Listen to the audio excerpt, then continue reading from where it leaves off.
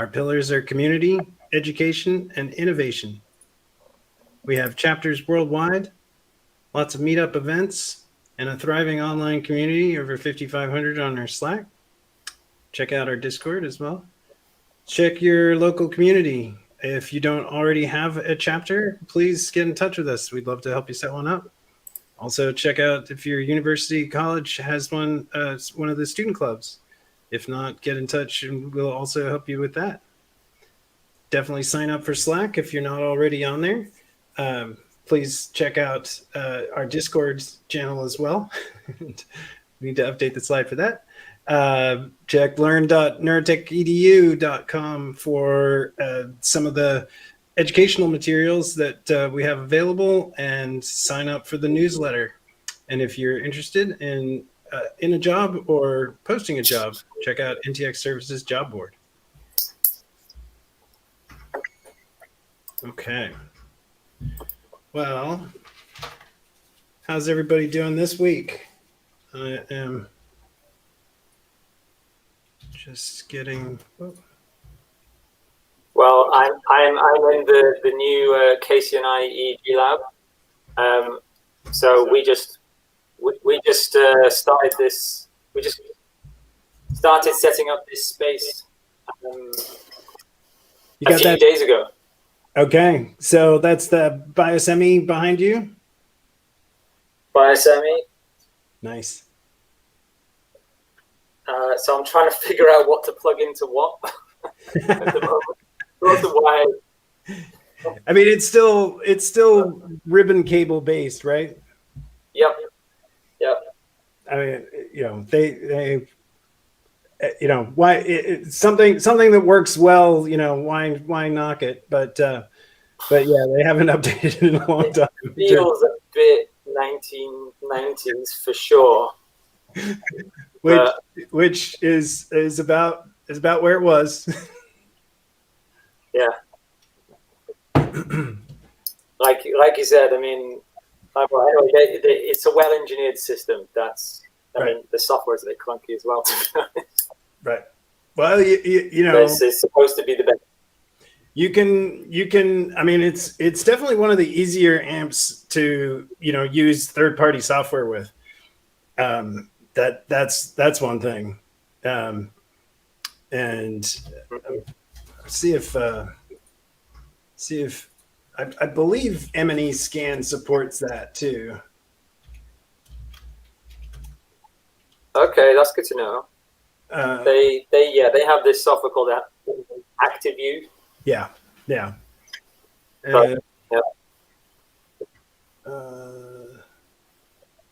Forget where. I'm just looking on M&E CPP's site in terms of where do they give you their compatibility? Though, yeah, you'd have to maybe change things so you don't get FIF files at the end. but those are easy to bring into M&E. What's wrong with a FIF file? Exactly. I've worked with FIF files.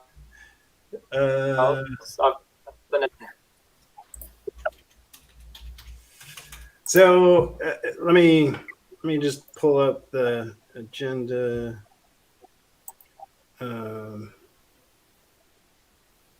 This week.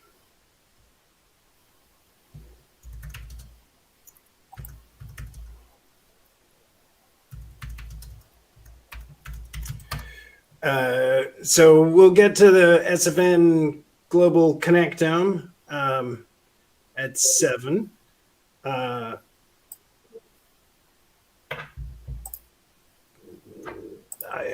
didn't actually catch any. I mean, there was Paris meeting, Paris Hack Night, and Moab developer meeting this morning, which was great. Great to see progress there. Yeah, I don't any workshops or seminars you catch this week. I'm still trying to lay low. I'm still reeling from last year. When did the amp show up? Monday? It came about a week, 1 to 2 weeks ago, Oh, but okay. it's been finding that kind of another thing is just this space. So initially, I'll tell you a little anecdote. I heard a little anecdote about how things how like people don't talk to each other.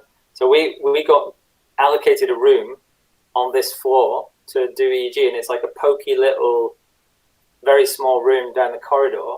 And I was just looking around because like this is a bit rubbish, this room. So I just took a stroll around the corridor, and there's literally like a massive door on the other side of the corridor that says EEG laboratory. And I was like, okay, well, can we use the EEG laboratory, please?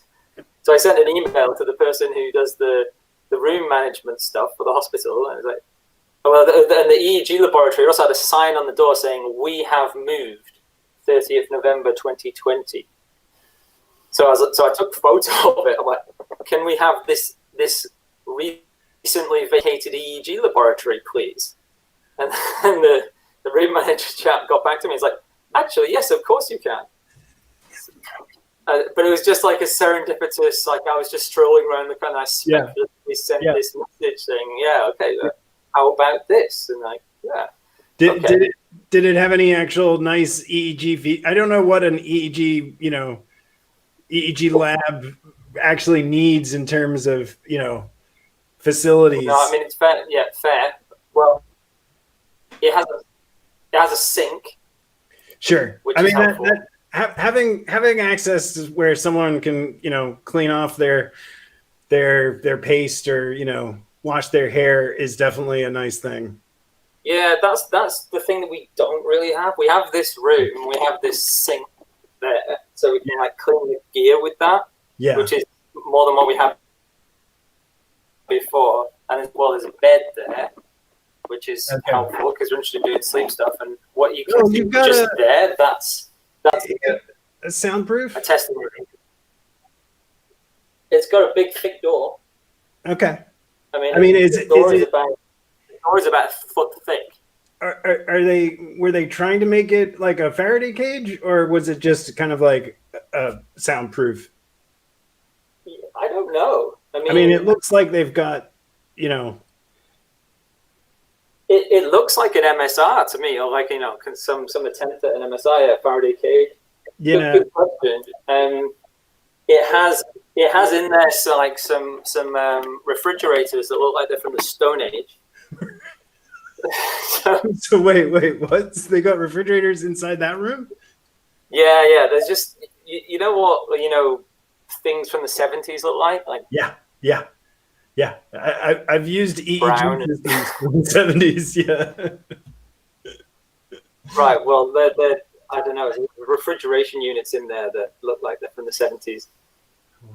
But in any case, we have this testing room and like the characteristics of it in terms of electrical insulation and whatever I am yet to establish. But it's a testing room. Well, sure. I mean, it's definitely going to be a good spot for putting people where, especially if they're doing like auditory stuff and you don't want to try and be super quiet outside. I mean, you'll still have to. That's the idea, yeah. I bet. It's Greg Simpson's lab back in beginning of 2000, like it put in this quote soundproof booth, but it had the kind of pass-throughs that I can see on the outside there. Yeah. Like it had like the wire pass-throughs and stuff. Yeah. And so it's like you had this soundproof, quote soundproof booth, which honestly, when you are inside, you do get the sense of that sound insulation, but at the same time, because of the pass-throughs and the fact that like you're not really making that soundproof, like you can hear everything that's going on in the room. It's like, okay, yeah. Which was bad because it was like a common area for the lab. It wasn't like an EEG lab. it was like through the door behind you would have been like the PI's office. And then the next door would be like where the postdocs at. Okay. Right. So it's like, not exactly. So, like a Faraday cage, I mean, is that something that was really necessary 30 years ago and doesn't matter anymore, or what? You know, I don't know if it ever really mattered. Certainly, you know, this is the whole point, or you know, this was the big point about having homogeneous impedances, is that like if the front end of your amp is doing the right thing, right? If you've got the same kind of noise source coming in on all channels, right? That is what the front end of the amp should be basically squelching, right? And you know, like that and the fact that like, you know, line noise is what the, you know, Faraday cage would be potentially kind of ruling out. Like what other kind of, you know, high power frequencies should you actually see, right? And Right. it was a bigger deal when like again, like UCSF, that their MEG center is next to the elevators, right? Oh my God. And you know, MEG, like when MGH got theirs, and then it was like they got them installed, and then they only realized later that like the trams go by like like very close to that spot or something. And you know, like even just getting those systems, having those systems, you know, kind of rumble will create all sorts of problems, right? I mean, the MEG is like much more sensitive, right? But Yeah.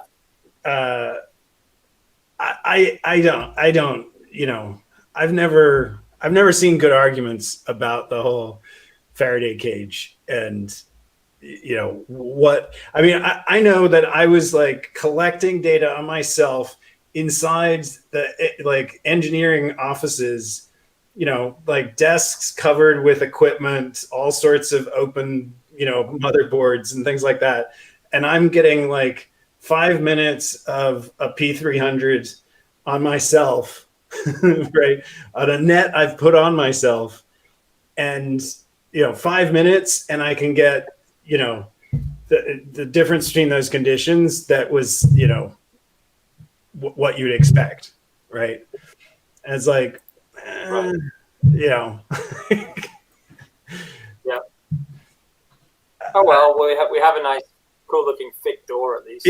I mean, again, like I think it would be good just to, you know, give the, if you want that kind of like sensory deprivation, you know, they don't list the ant as, I mean, sorry, they don't list bias. They've got like all the other big amps, you know, like Ant Neuro, Brain Products, even the TMSI.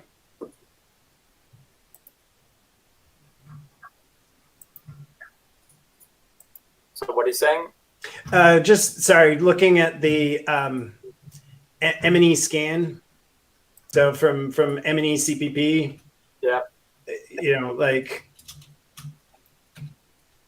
if you, it's like, isn't it ego is like two? Yeah, like ego sports is one of the ant neuro. So I'm just looking through their plugins. What if I say biosemi? No. Okay. Well, I need to figure out how to use it with the biosemi gear first before I start Well, going on to other options. I true. And this will be mostly for auditory stuff, right? To start with, yeah. I mean, to start with, yeah. Yeah. Oh, okay. Sorry. Somebody asked on the.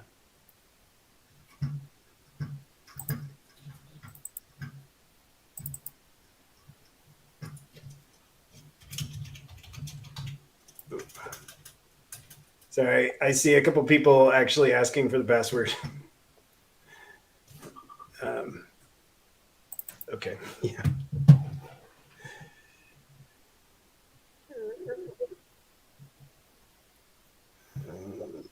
And I was this is somebody from the Vancouver chapter. Where is she?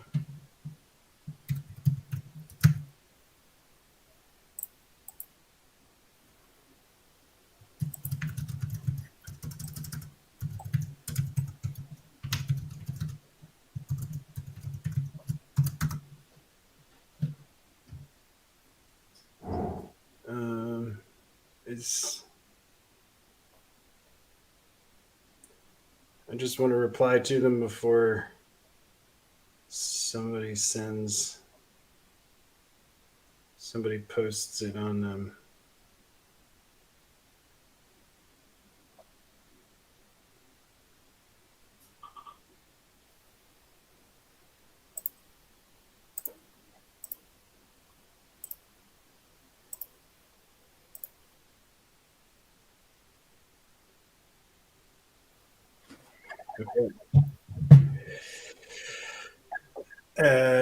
great.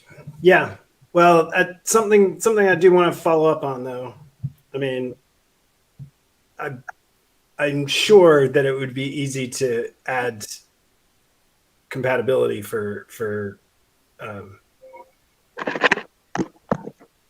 Biosemi AMP, and that would be kind of cool. All right. Well, it is 6:30, and would John like to give us any GitHub update or any EG notebook updates? Well, there's something that's not like a straight line thing, but it's come up, so I'll just mention it. Is there's been interest from a collaborator, Flavio Frolli. Oh, yeah. Oh, we lost you, John. With who did he say?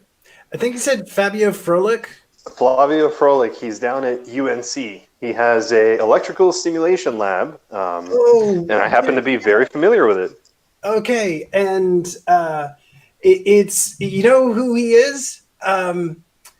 He posted the Raspberry instructions. So I was we lost you there for a second, John. Okay. Sorry, you keep going. And well, yeah. the bottom line is there's a good. I'm convinced of the utility of trying to get the tools working on Raspberry Pi. It's been done before, but okay. I don't know if they're unique issues or if it's like so. I don't know if they're unique issues. They're unique issues, it's a general thing, but the kind of thing that we could get towards is you think about having a fairly standalone experimental setup, like a little box rather than. So if everybody could, if you're I can build a better one. Talking, I can build a better one on. If you could mute. Hi, fellow Jitzer.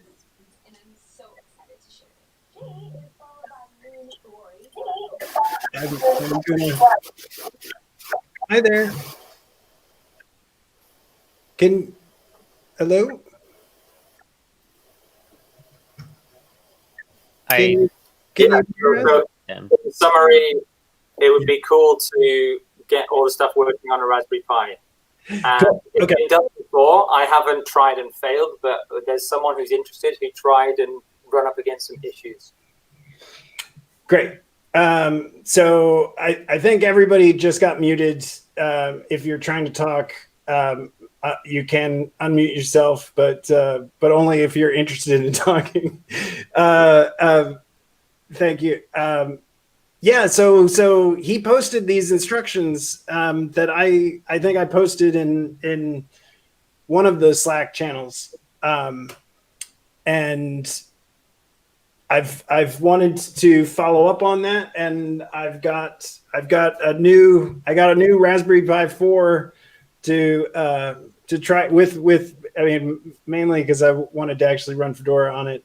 So it's one of the ones that's got more memory now, which I know you can run them with very little. But anyway, super interesting to try that, and yeah, I mean, and then to get in touch with the lab streaming layer, like Chad, what is it? Chad Bouton. Yeah. So we haven't had a regular EEG notebook meeting, John. Is that something that you'd be interested in doing? Yes, that's something we should definitely do. And thank you, Aniruddha, for kind of raising that. So it's something one thing we discussed when we were doing the sprint last year was just trying to be a bit more systematic about the development activities, and regular meetings would be the right thing to do that. So far, we've been as part of another meeting, which isn't a kind of open one, and that so we shouldn't really be doing that. We should be having a kind of dedicated developer meeting. But it depends. So, Aniruddha, are you interested in contributing to development, or are you interested in more from a user perspective? I'm interested in contributing. Oh, hello guys. So I'm interested in contributing at the same time. Like I would like also to learn from other people. Sure. Hey.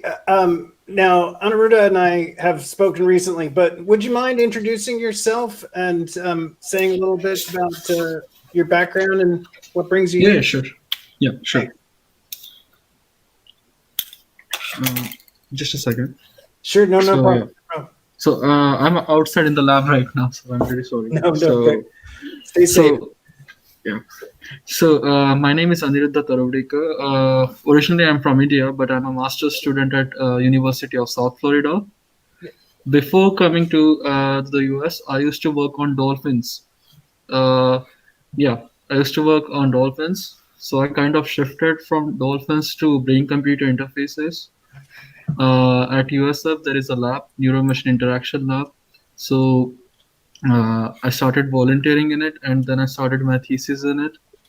And that's what I'm doing right now. So I'll be working for the next 6 months on my thesis, next 2 semesters. Yeah. I'm interested in motor imagery a lot. So let's see how that goes. And I also like game development. Whenever I get free time, I work on Unity. So that's actually fun for me. Yeah. That's all. And just so you know, this is Jaden, who's the other person I spoke to you about. Yeah. I remember. The neurorobotics. Yeah.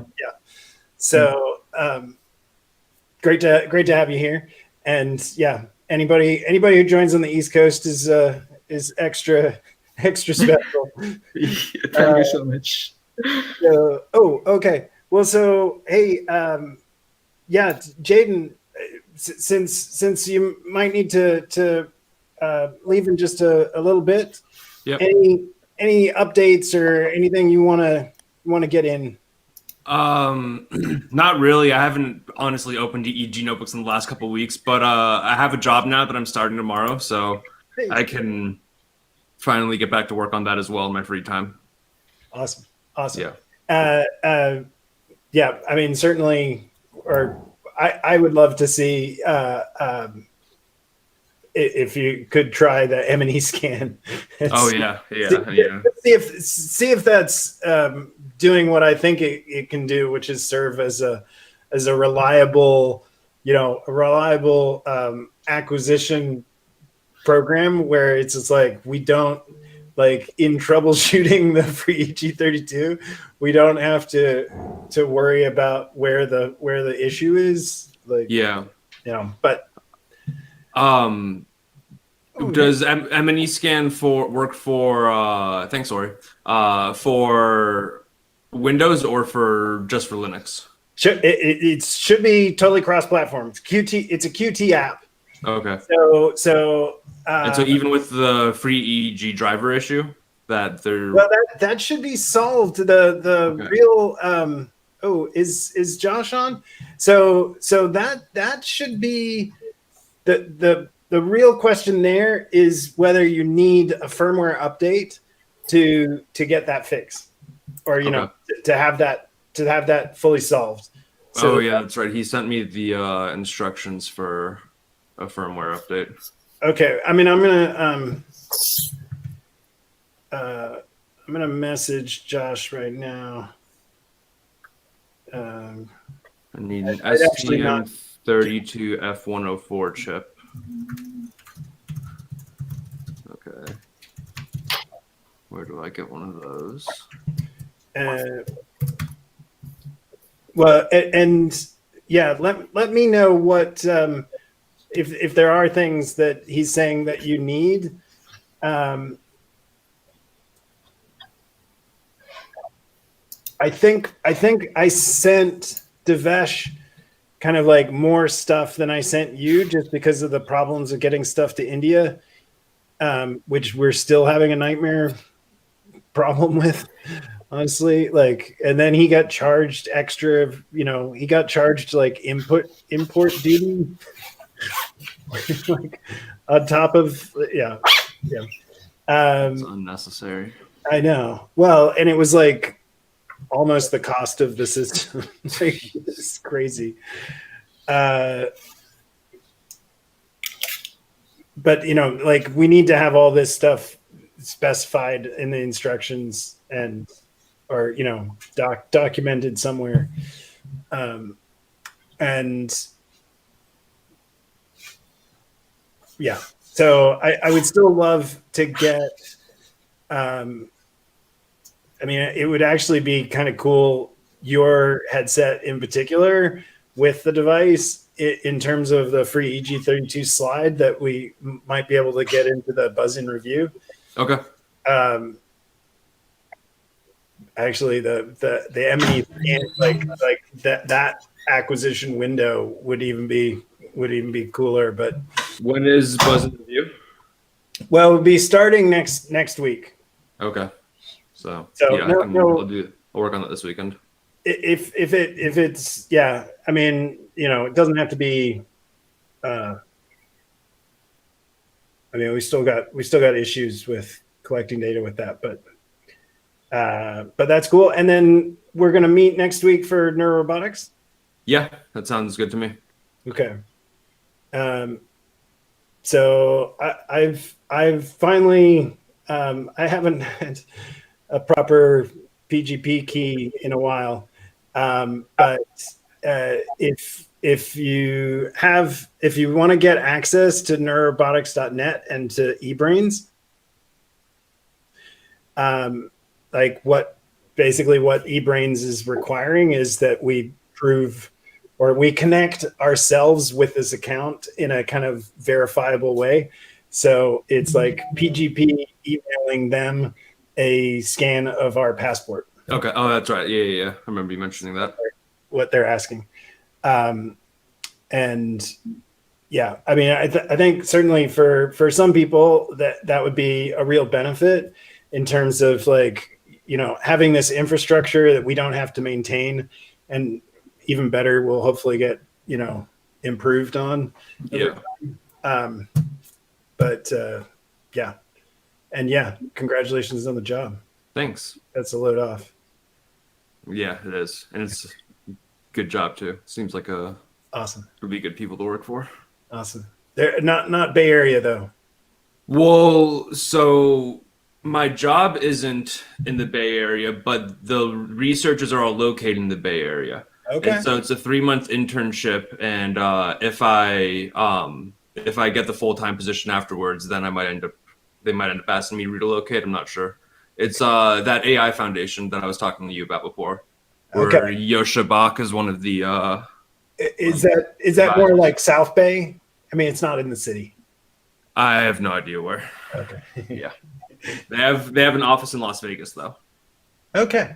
Yeah. Okay. Very cool. And somewhat. What about there was this robotics challenge that you or maybe your lab there was working on? Yeah, we're not doing that anymore Okay.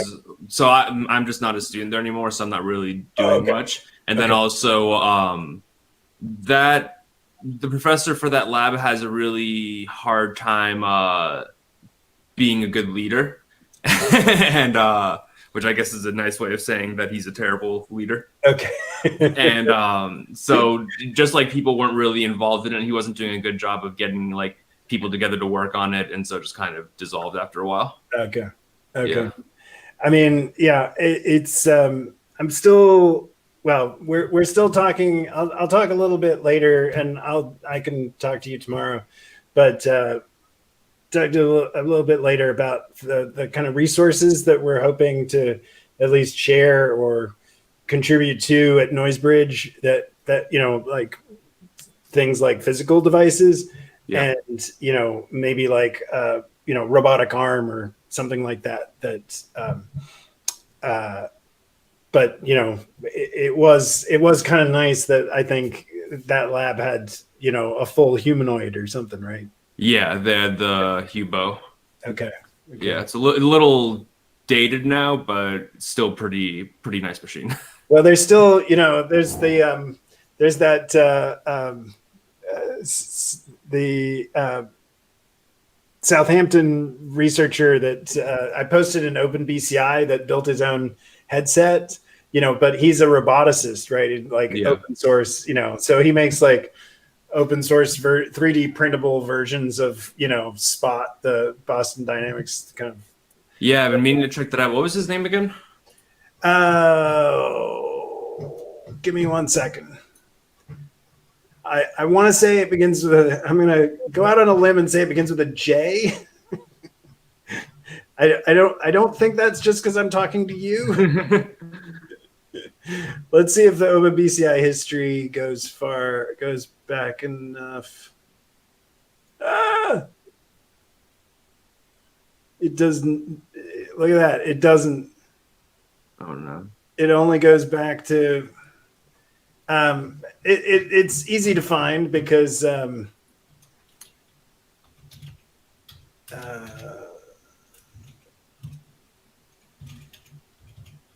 Oh, I found it. It's James Bruton.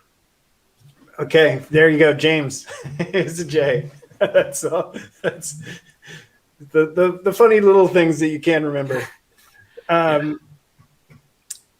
Cool. Okay. Well, I wanted to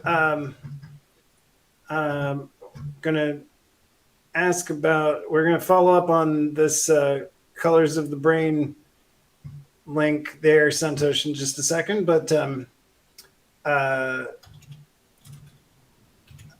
wanted to talk about some devices that I don't think John Nolte's joined us yet.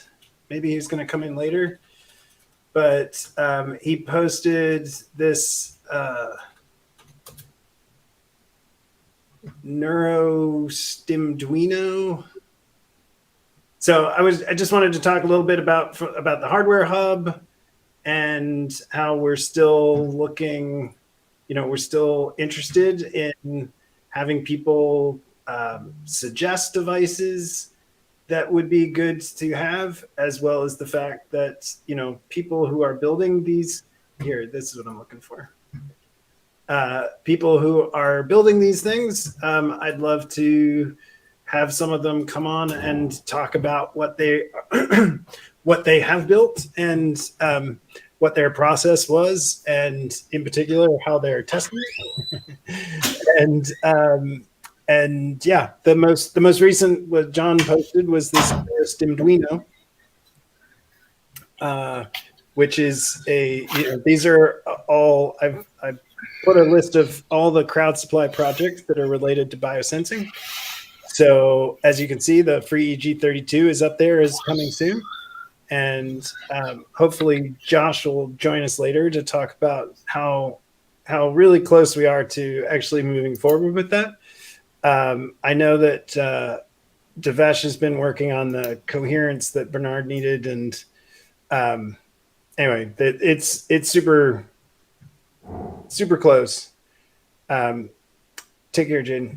And yeah, but if maybe you already know one of the people who's behind some of these other projects like HackEEG, I'd love to talk to the developer behind that, as would the just the Healthy Pie, and yeah. So we know some of the others here, like Josh Brewster is the developer of the Hedgeduino or Hegduino. I don't know how we should say that. And of course, our own San Francisco Gene Rintoul, who's currently in London, and the Spectra Open EIT device. John, you posted a couple dream sleep devices. Like one was literally called Dream, right? With like 2 E's, a misspelled Dream. I forget what was the other called? Yeah, the other one was new to me. I'd heard of the Dream before. I think Naroon, right? Right, yeah. That one was, well, like I said, it was new to me, but I thought these might be interesting people to talk to sometime in the next few months, the way we do. Oh yeah. I mean, I too had certainly heard of Dream before. And I think I'm just putting those links in so we've got them.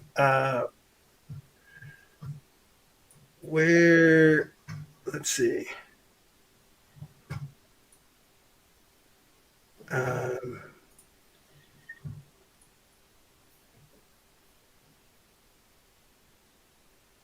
I'm just quickly, yeah. So digital sleep biomarkers. Oh, they've got an actual headband, and that's their own headband. Which one? The Dream. They've got all kinds of stuff. Hmm. I mean, they've got hardware, and I think they've got like a nifty app. Yeah. I for some reason I thought that they were kind of an app, but you can see more under their clinical trials.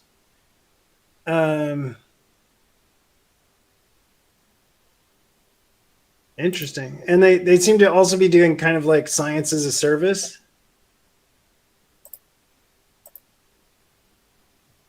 So for the buzz in review, are we thinking more like having different companies who are not yet on the hub come in and talk about themselves, or are we looking at both who are in and in the hub come in and talk about themselves? Oh, we are full on mercenary in that we will take anybody who's willing to associate themselves with us. Because I'm thinking about People Labs. I think it'll be nice to go into eye tracking stuff. I haven't seen eye tracking devices, Neurotech hub or otherwise. Sure.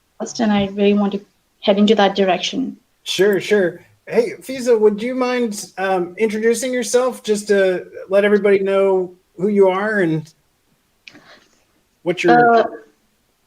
Yeah, absolutely. So my name is Fiza Arshad, and I am a second year PhD student at UBC. I did my master's at McMaster in, what did I do it in? forget what I did my master's in. But I looked, I looked at biomarkers, alpha amylase and cortisol in people with problem gambling and how that affects risky decision making. So I'm doing something similar in problem gambling by looking at different constructs using different tools. And yeah, and I just joined the Vancouver chapter last year over the pandemic. So I'm now looking into building it out and reach out to people here because almost everyone that was a part of Vancouver moved out onto other things. And in addition to that, I'm also involved with the Hardware Hub project and work with Morgan and Ben. Yeah, no, terrific. That's wanted to say that you're another person for people to follow up with, and I think at this time we still have kind of a lack of a good list of companies that we need to be following up with. I haven't thought that we need a meeting. I'm happy to call one, but it really is like, are there? Do you have, or does anyone else have bandwidth to follow up, get in touch, and follow up with some of these companies? And I don't think of the password as being a hard one for.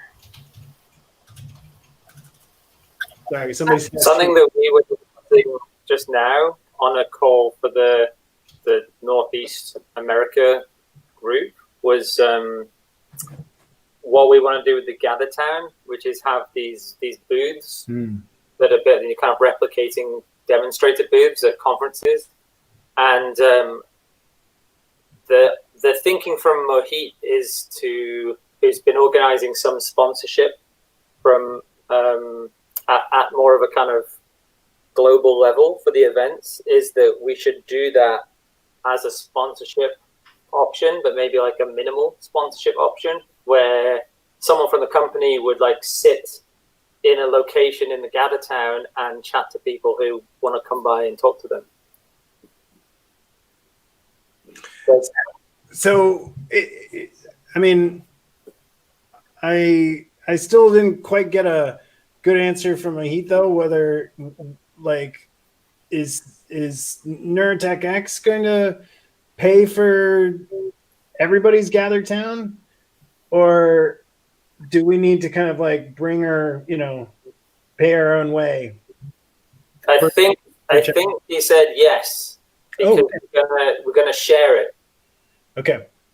But we're gonna try. We're gonna try and weekend, and we're gonna see how it looks. Because you can do, you can kind of have multiple maps that are kind of connected, and that's a cheap way of getting around the 25 max. But you're gonna have to chaperone people off the map kind of regularly. So I think we were in between those two options, and it seemed like there was funds for something because it would be shared by thousands of people basically. So I mean, that's what I wasn't sure of, and I wasn't sure whether in this time frame we were going to get approval. Like some companies were going to pony up money to subsidize that. I think some would be definitely interested in being a part of it, and especially and potentially being around and available to talk to people, in a kind of informal way, because I don't think it would be, Anyway, that's good to hear, and I can say, I followed up with Roberto Toro about alternatives. I mean, we talked about Sparkle, but I think you actually you pay for Sparkle too, right? Or there's like some sort of, at least if I clicked on like start an event and it was like, what's your budget for this event? Showing me how to get this running on my own server. So I had a great meeting with NoiseBridge Dream Team, which is the kind of neurohacking group at NoiseBridge, and they're super interested. I mean, certainly in helping host the San Francisco meetup, and potentially like anybody else. Like if we could get a server running that would kind of serve as a gather town, they would love that. They also mentioned, which I think somebody mentioned, sorry, what is my dog doing right now? They mentioned, or somebody last week mentioned, looking at what Chaos Computing had done for the last Congress. And I haven't seen that. And I certainly haven't seen whether that would be easy for us to implement. Like, honestly, Chaos is a pretty big deal and has a lot more resources than we do. Although I'm very sure that they were using, open source software. So, but the cool thing is that, NoiseBridge certainly interested. Roberto has some ideas on how we could create basically a Jitsi version of, like a Jitsi driven version of GatherTown. And although it's not ready for like next week. But I think that would be a cool, he was talking about maybe doing a hack where we just focus on making that kind of service. That seems very in line with, Brainweb and, the kind of stuff that Brainweb fosters anyway. And I bet we could find some interested people at NoiseBridge. Certainly, again, like it was, Dream Team people were interested. And and just so that Ryan knows, I did follow up with Dan about Valis, which, Oh, good. Yeah. As Bill's being, one of basically my favorite Philip K. Dick book, but so he put me in touch with Kevin, and so we're just going through the what we need to do for access, and I think the PF Sense box is getting an upgrade tomorrow. Which one? The NoiseBridge one or the one on the on Valis? Monkey brains. Yeah, because I know NoiseBridge, we had some server issues and admin issues at the beginning of this week. Yeah, I heard about that unfortunate. Damn you, internet! It's internet. It's useful till it decides to turn against us. Right. But it's really cool. I mean, if I'm looking forward to that, just because, I mean, what John set us up with in terms of an AWS server was, again, was nice.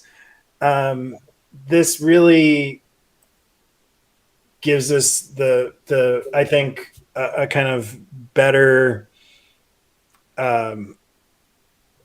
it's just nicely aligned with what Valis was set up to be, right? Which is a kind of research and education resource. And yeah, I'm looking forward to, getting it running and talking about, not only adding the kind of like neuroimaging analysis projects to it with like NeuroDebian, because it's an Ubuntu system, but also just how to manage all those resources in some of the ways that neuroimaging projects have done that, and in particular how we can start to do some development work with data lad, and making data available to Dallas to play with. And I'm still, I see if he's responded, because I've got one of these TrueNAS systems that I'd be happy to donate as a start.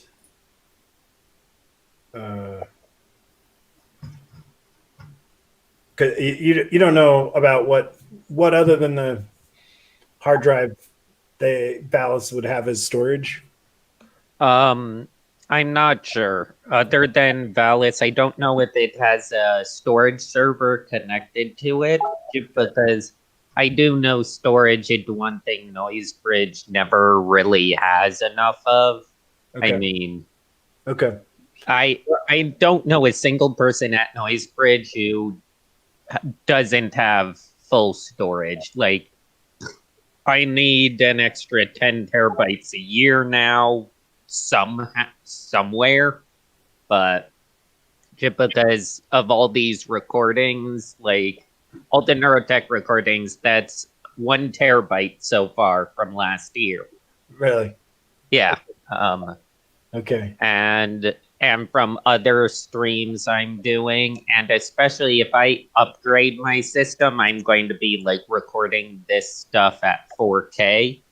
Okay. Even though these little streams are usually only like 720p, but it should be helpful when people are presenting slides. It would be easier the YouTube compression wouldn't kill it as much. Mm-hmm. Well, I would love to, it's this particular box, I think, is only spec'd up to, I don't know, like 60 terabytes or something like that. But that would be like, like RAID 10, 60 terabytes, with like super fast interconnects. Yeah. I'm planning to do ZFS 2, so double redundant. Right. But if Alice only has like the 2 SSD drives, yeah, that it's also running its OS on, that would get us at least enough kind of scratch space to be doing some proper processing, as well as what I would love to do is, of course, some tutorials.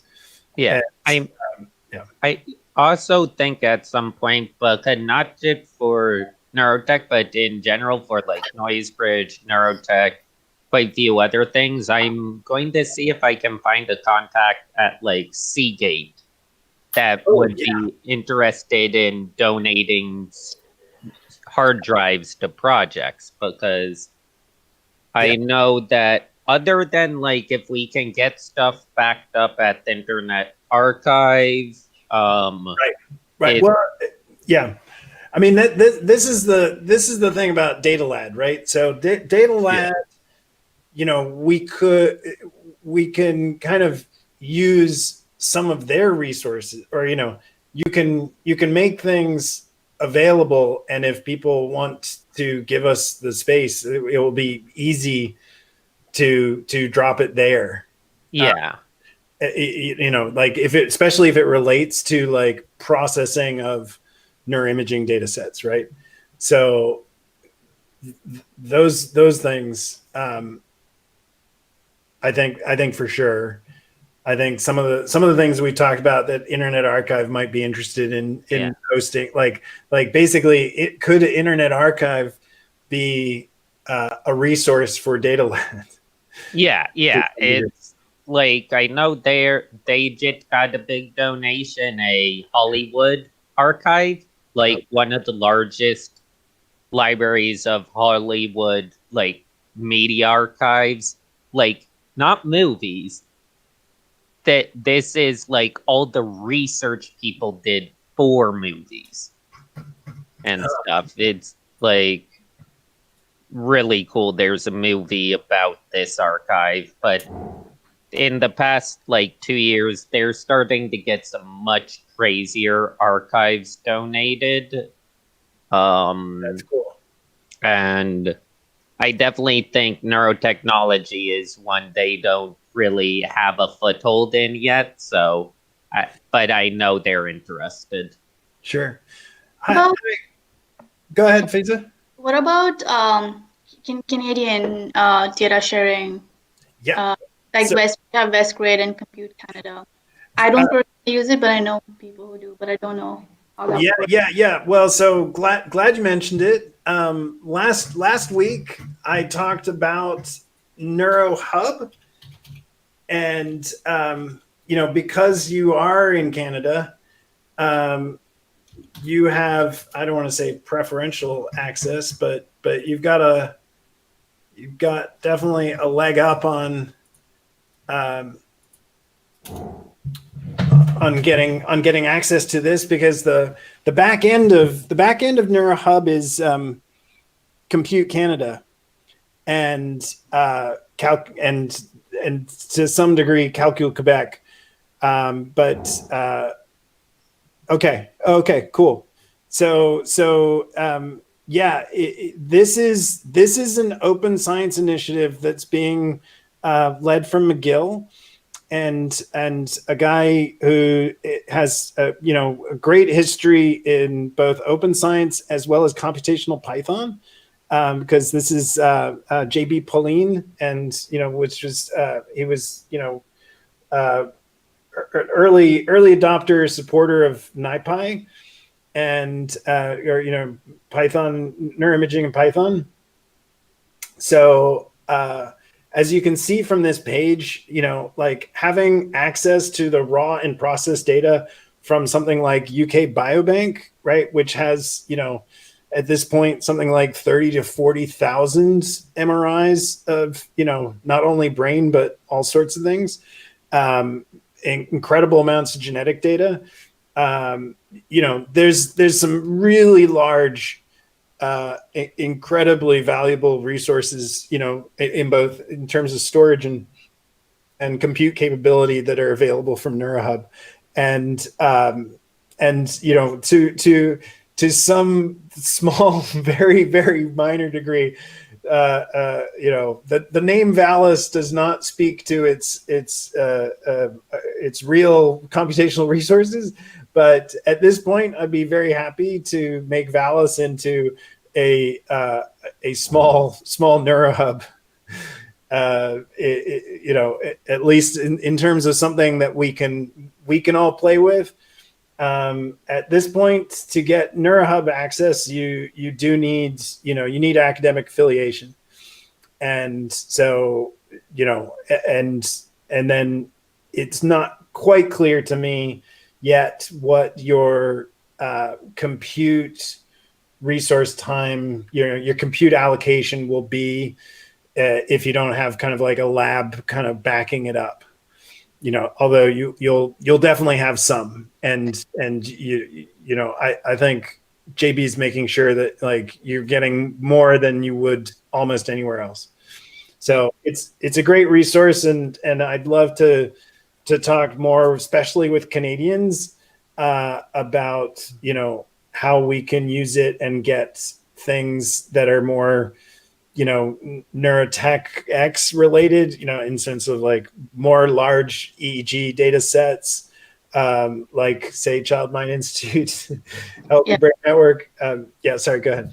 Yeah, so that's what I know when they spoke at UBC, what we're doing at UBC, it's building vBrain. That's sort of like a standardization protocol that all labs that do neuroimaging, including fMRI and PET, whatever else, will fall back on. And I know what we're doing is basically collaborating with McGill, and we're definitely be going to use going to be using some of the databases as we built ours, but it's something that's being worked on. Sure. If you've got any links, please let me know. I honestly, I don't know a lot of neuroimaging people at UBC. I don't know if John does. My roommate's a professor at my roommate from college is a professor at Simon Fraser. Yeah.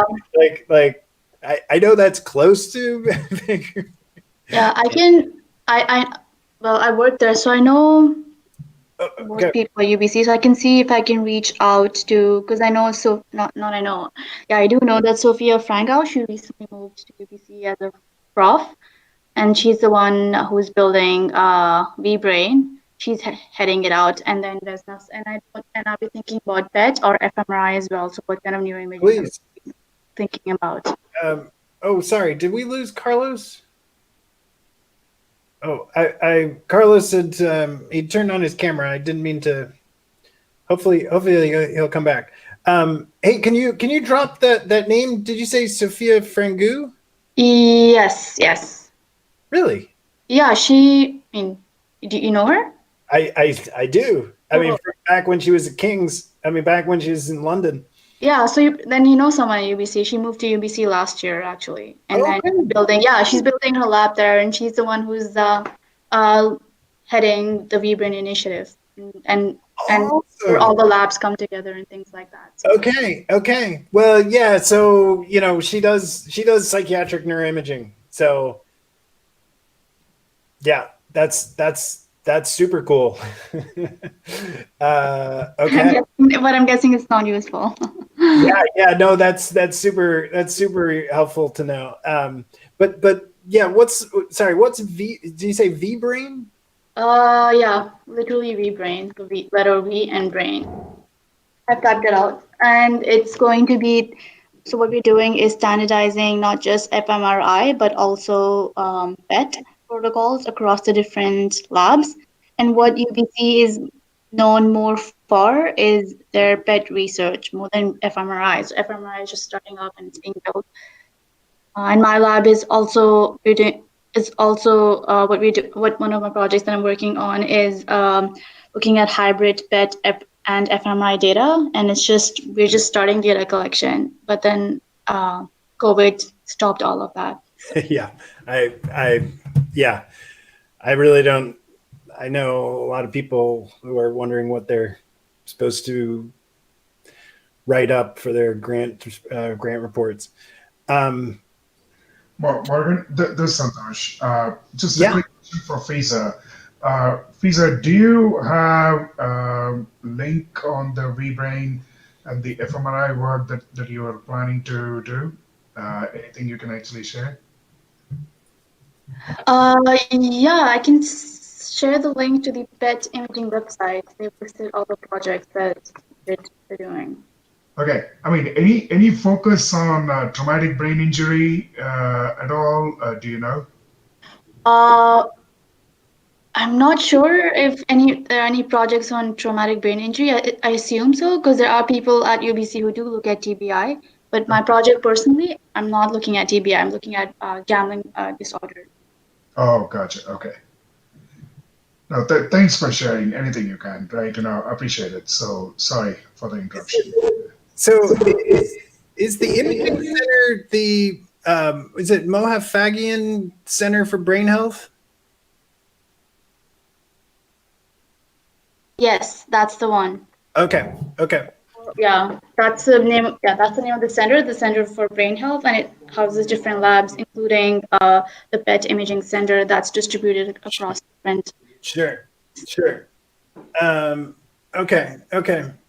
Well, I mean, this is definitely interesting. I mean, I haven't seen her in 10 years, but that's great to know that Sophia's there now.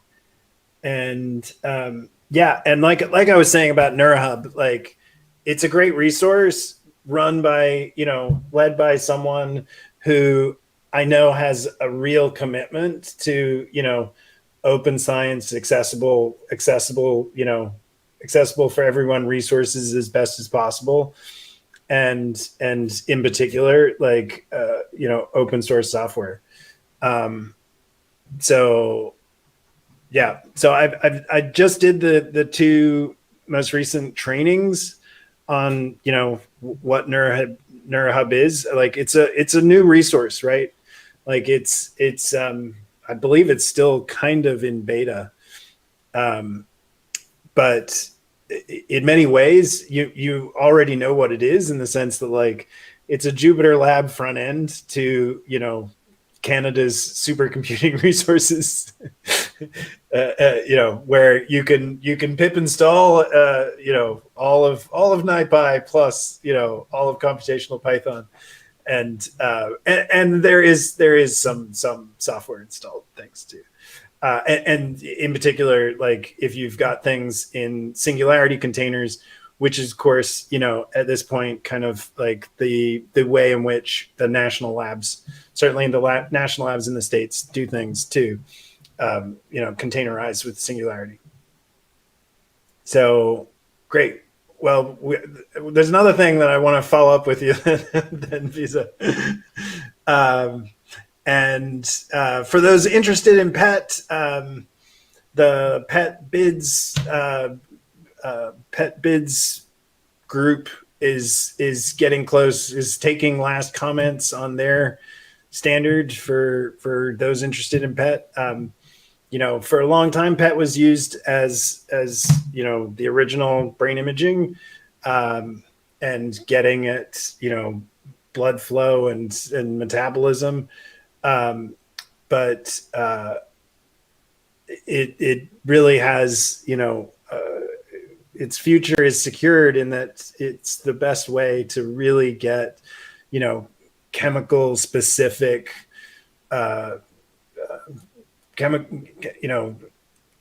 integrating your imaging with various tracers and compounds that are active and can be specific for neurotransmitters and other biochemical targets.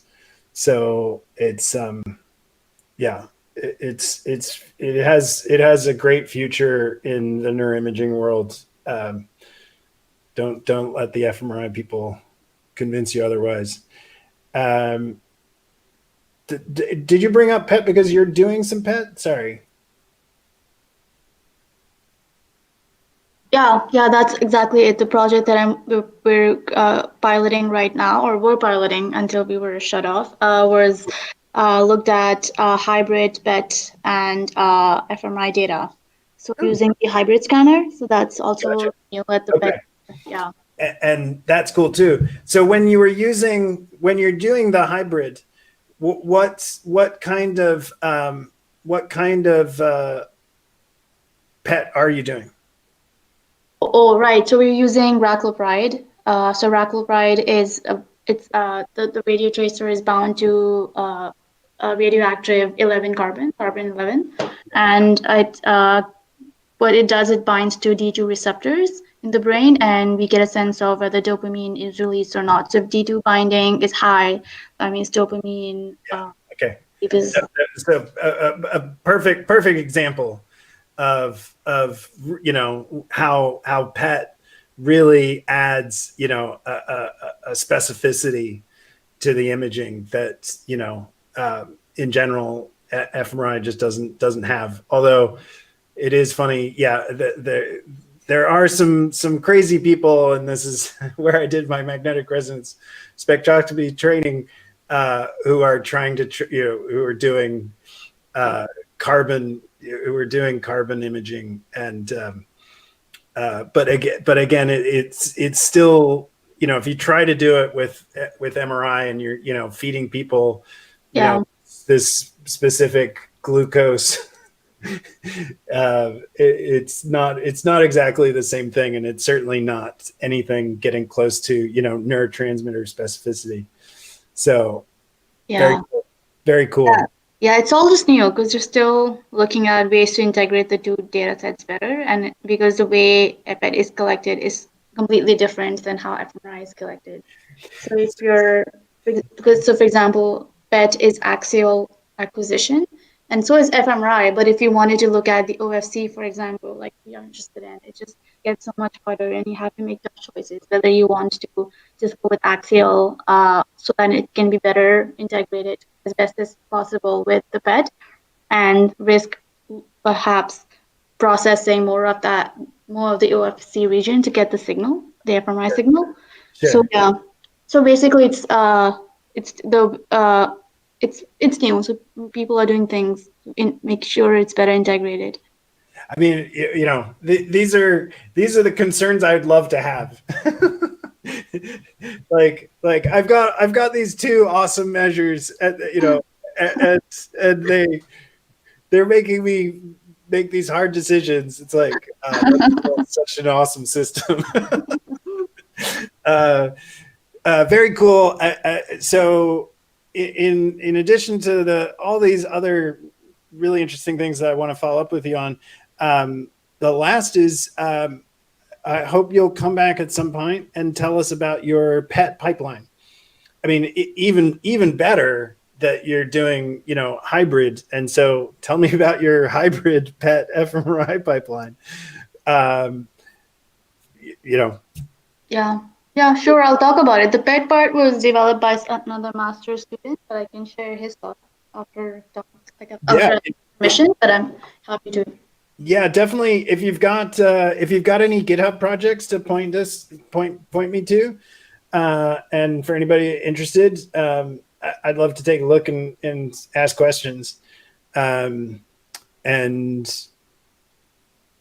yeah, I'm curious of whether free server like processing is helpful for the kind of PET that you're doing.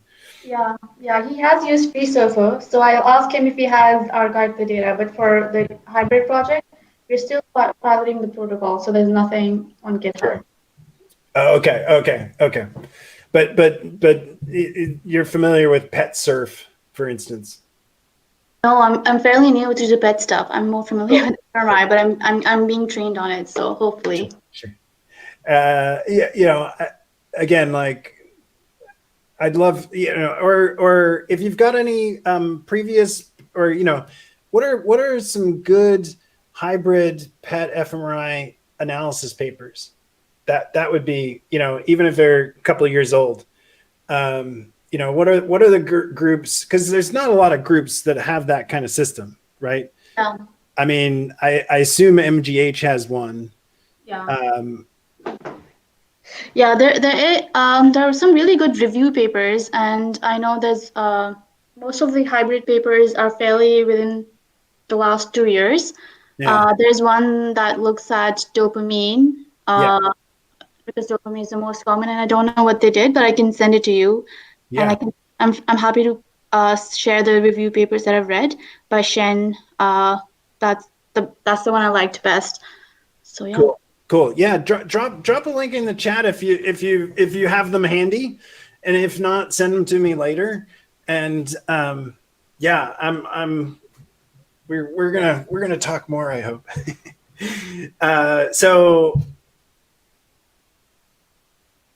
Well, I mean, yeah, like there's not any large, it's not like fMRI where there's lots of, kind of existing public data sets for this kind of stuff. I don't know if there are any publicly available hybrid PET fMRI data sets.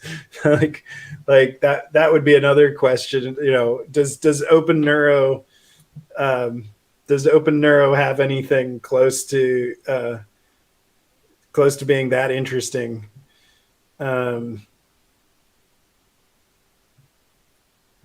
Which I will find in a second.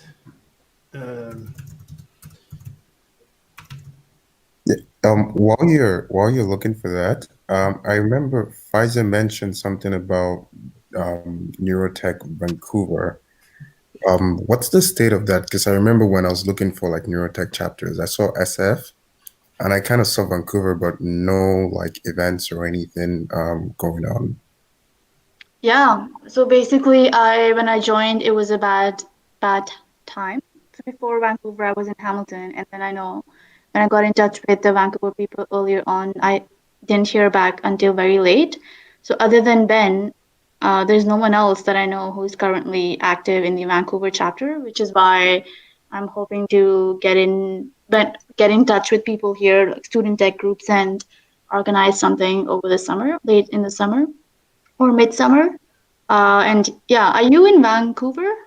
Yeah, I am. That's why I asked. So Yeah, let's get in touch if you want to be more involved. Maybe we could do something together, or if you have some ideas, I'd love to hear them. sure thing. I'd love to. I think we can connect afterwards, and then I'll ping you on the Slack. Sounds good. Yeah. Happy New Year, everyone, by the way. Happy New Year. Yeah, that's awesome. And I have found on, so if any place was going to have it, Open Neuro was going to be the place. And Monash has donated a Viz FPET fMRI data set. So apparently there is at least something with Oh, that's new. Can you share the link? yeah, absolutely. And well, here, let me do it from here. And it is new. Like it was donated. It was donated 2 months ago. Oh, great. Maybe I can change my PhD dissertation to look at collective data. It's yeah, I mean it's cool. It's Gary Egan's group at Monash or Monash. I don't know where I should put the. It's looking good, John. All right, let me. So I went to Open Neuro and just put in PET, and they do have a D2 receptor data set that actually looks pretty. Wow, I mean that's had over 17,000 views. God, I mean, Open Neuro's. I see it. Yeah, I mean, so I bring up that just because, like, there's an example of the kind of tracer that you're talking about. Yeah. Whereas I believe this Monash. Does anybody know where I put the emphasis on Monash? Is that how I say it? I believe it looks like a FDG PET. And here's the link for people. And I want to just drop a quick link to. I think there was actually a recent update to Pet Surf as well, or Pet Surfer. And so, yeah.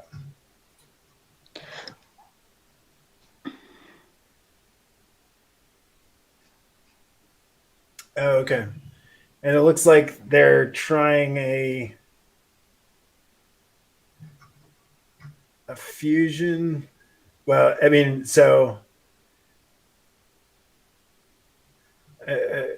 examples of reuse may include disentangling the glucose metabolic and blood oxygenation responses, synergistic data reconstruction, and fusion techniques. Yeah. What MICA is. Shin Pangs. Is that the first author? No. So. That's pretty cool. Yeah. So. I mean, again, like I was saying, like there's not a lot of groups that are doing this, and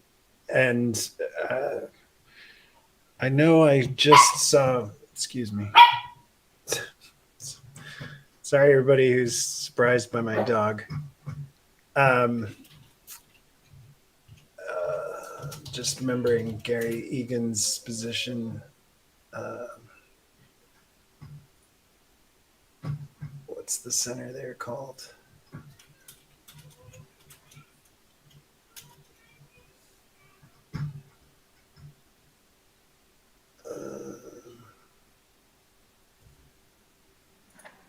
But there, as I remember it, there's a kind of like a new facility there at Monash, right? ARC, as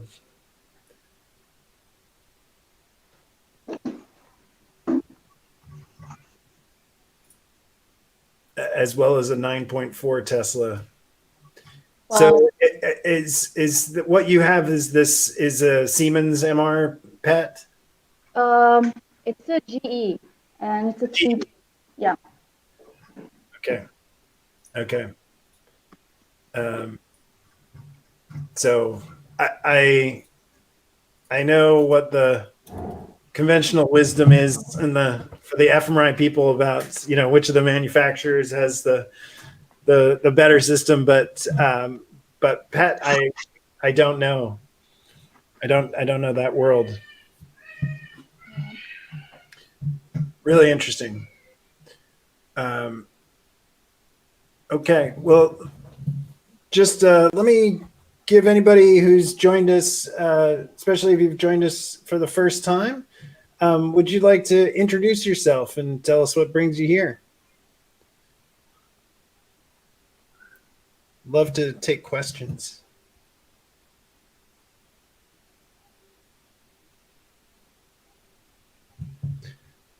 Of course, it could be that. Oh, yeah, hi. Hi.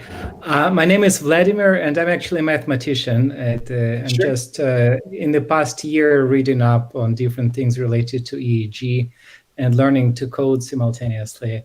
So I'm just in a learner role here. Yeah. So may I ask what areas of mathematics? The primary training area is actually quite far from this. It's algebra. So you could say it's somewhat close in thinking style with some of this programming, but in term not so close to data processing and things like that. Although I am interested in different ideas of how to process EEG data in a better way, so that if you try to fish anything out of gamma range, then it could mean something even. And I've been trying to read some reviews about deep learning, the way it was applied in the past 10 years to EEG data, and it seems that there is still room for improvement. And for instance, there was a outstanding paper from the fall where people took what is called a language model, a GPT-3 model, or anything close to that.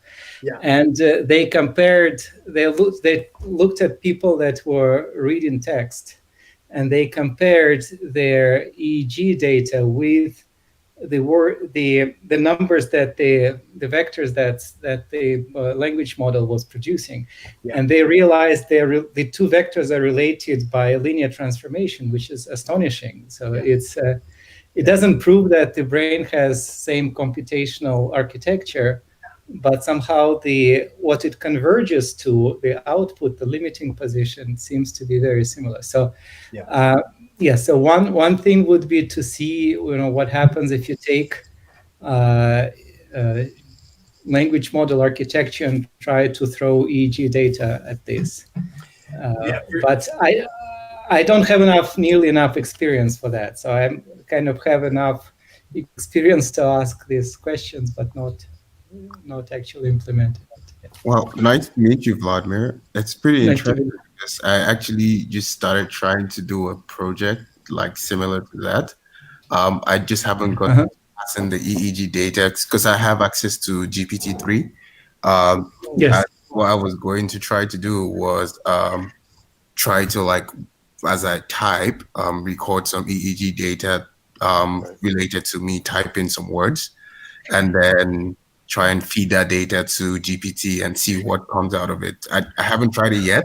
I literally just created the project repo like yesterday. But you mean linguistic EEG? So do you know which points to listen to? I don't. I'm as clueless as you right now. because one question, if you're listening to some points where probably some emotional information could be heard, so could you have a GPT-3 like architecture to understand the emotional state? But it would imply retraining everything. So GPT-3 is already a result of a certain many days of training. And if you had to use similar architecture, you would reinitialize weights and you would have to train.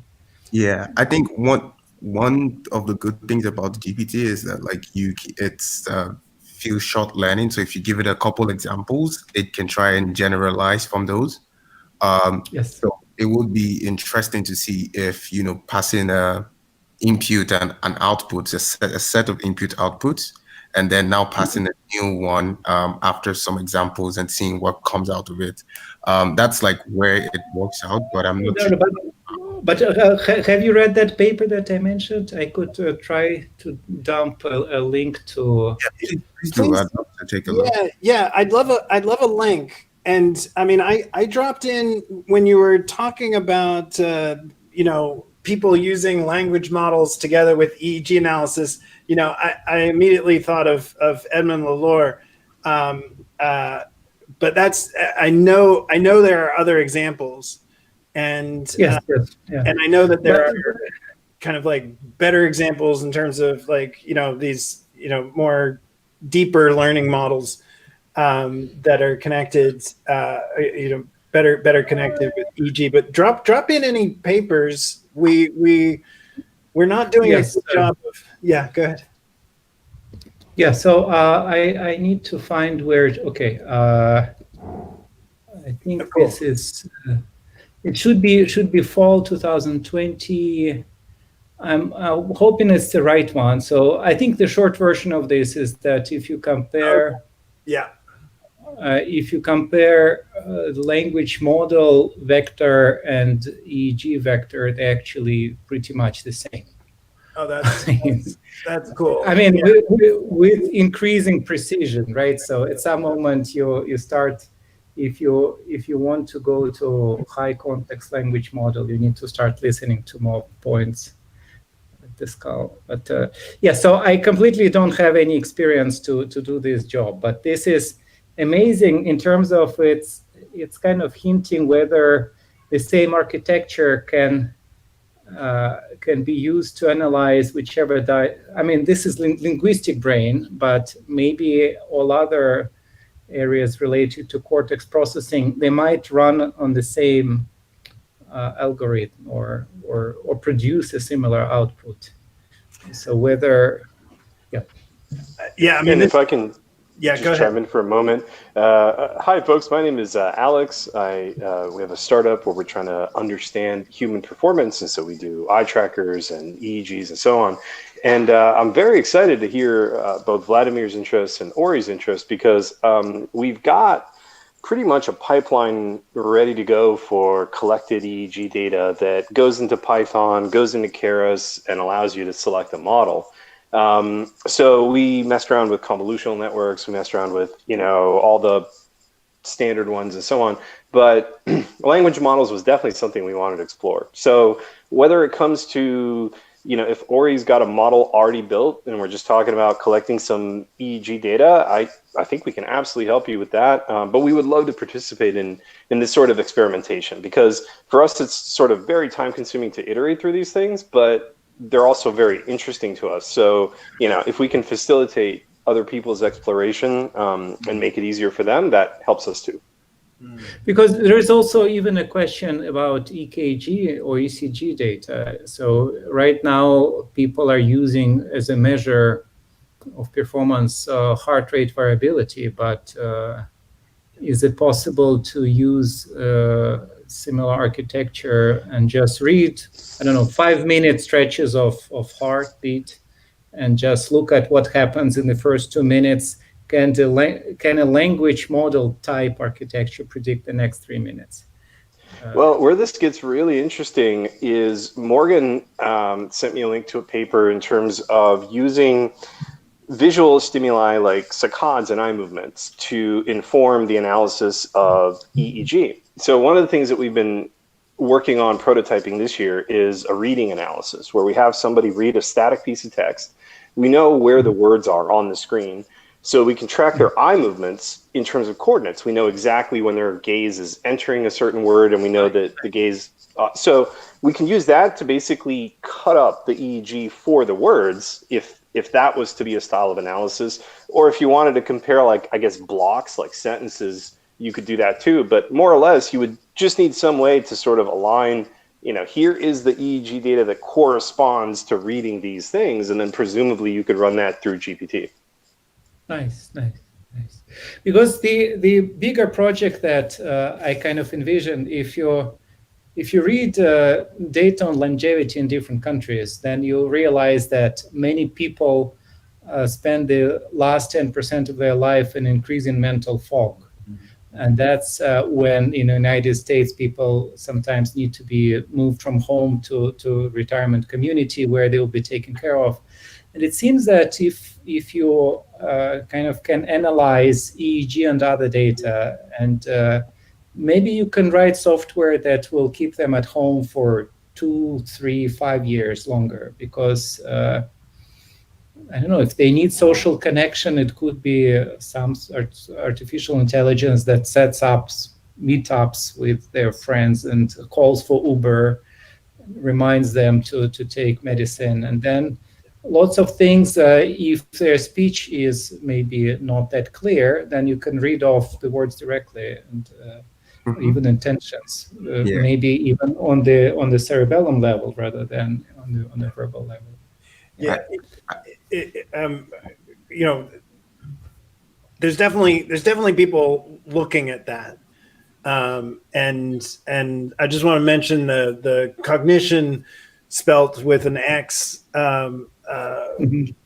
Andreas Forsland, who spoke, even though his device was kind of, at least right now, targeted towards different group, like I could definitely see the potential applications in that kind of, more what you might call like geriatric population. And yes. and, when I listened to his talk, it popped in my mind, right away. But it seems that right now there are two categories as usual, like people who can do it but don't know the goals, don't know what needs to be done in geriatric area. And people in geriatric area which are very clear what needs to be done, but they have no idea how efficient software could be. And I think that any kind of prolonged overlap would give a lot of results. Sure. I mean, I liked that the recent. There's a great group at UCSF in particular. The Memory and Aging Center has, takes up a very large percentage of the neurosciences building, and there are a number of different, like speech is one thing, right? For a different group of people, it's really about balance and about mobility is kind of the problem, as opposed to, say, speech or something, right? I mean, there are definitely like subgroups there that are having, different systems are degrading faster. But with them, we all seen the Boston Dynamics New Year videos, and it could just feed in the patterns which are already there. So I don't know how the hardware would have to work, but I think, and I think one issue is getting the data, not necessarily EEG, but maybe ECG, if it's easier to get to that, and throw it to language model. And language model needs to be retrained because it's obviously not language, but is there a semantics to the way heart rate behaves? And it doesn't sound that. Yeah, sorry. But No, yeah. definitely what people are seeing in machine learning is that is retraining a big trained model is actually faster than starting from scratch, and that there's some really wonderful work on that. Yeah. Especially if we assume that it's the same brain that's running this heart and the one and comprehending that speech. So maybe there is an overlap in computation somewhere. Yeah, but I so I haven't read this paper. I would since Alex has chimed in as well about this recent paper, one of the things that I wanted to talk about was whether we have people on to come talk, and I'm very happy to set that up. And I learn a lot from the people who do come talk. But I'd love to have us, kind of pick a paper and something that needs some time, and that obviously we would have to put in the time, and but then could be the basis of a meetup as well. And so I'd love to take suggestions on that, in terms of a paper that people would love to see us cover, and in particular, or certainly what would be great is if that paper either came with data, or a data set that people could play with, or if people could suggest a data set where it's say we were looking at an analysis method paper, people could suggest a data set that is publicly available that we could apply it to, that it would be a good example for. So, I mean, one of the reasons I mentioned this is that I know that Alex has this data that where he's got EEG and eye tracking. Right. And so not a lot of, it's not as common as you might think to collect both. And yet, especially for complex visual stimuli, obviously the eye tracking can be so complementary and, so informative. Right. And potentially should be really fully integrated into the analysis. Yeah. What kind of eye tracker are you using, Alex? And what kind of data do you have on eye tracking? Well, so we use the Tobii 4C eye tracker, which uses the older Tobii eye chip. I believe it was 2. So it's a 90 hertz eye tracker, and it's a standard Tobii remote sensing bar. It's good for about 2 to 3 feet in front of the subject, and it has pretty good precision on most people. And this is Alex's pupil labs that I happen to have. Yes. And we were using that one during real world testing. And I actually thought it was awesome. We got a chance to try it at the Berkeley that library at the bottom. Sorry, I'm blanking on the name. But yeah, we got to try it in a few settings, and that pupil labs eye tracker does really, really work great. You can do, Sorry, go ahead. You could do 2D, 3D, all kinds of real world stuff. It does require a lot of light because of the small camera size, but great headset. How does it compare to the Tobii? Because I know I've used Pupil Labs to collect data that I'm looking at right now, but I don't know. I've never used Tobii, so I don't know how they do compare. So for our use case, sorry. Well, I was just I was just going to quickly ask, was that 60 or 120 hertz? It's definitely a 60. I'm pretty sure it's a 60. Okay. Any form of real world eye tracking introduces lots and lots of confounds that you don't get in screen-based eye tracking. So we felt that the pupil hardware, software, and so on was really sophisticated for what we wanted to do.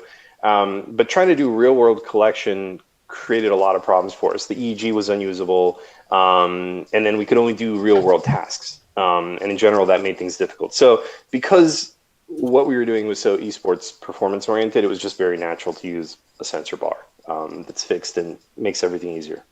Yeah, that makes sense. Thanks. Yeah. Alex, I'd love to chat with you some more in terms of you were talking about you already had data collected, and Yeah. Mm-hmm. yeah, because in my case, like what I was trying to do was actually collect that data and then feed it to like a GPT in some form, kind of mixing it out.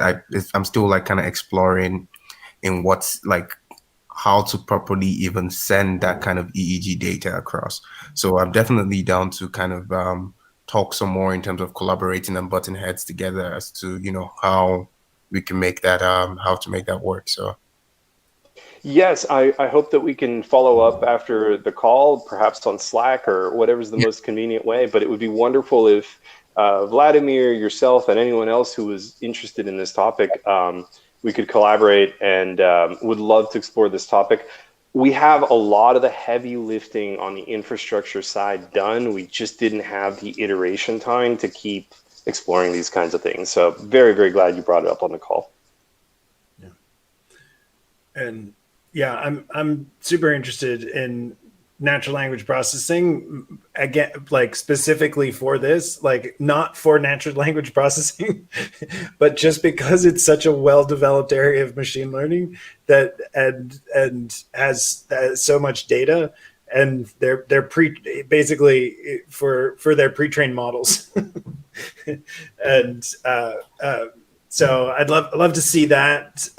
Certainly, what we talked some more in the Moab developer meeting this morning. You know, the mother of all BCI benchmarks, about Scorch and bringing in pre-trained PyTorch models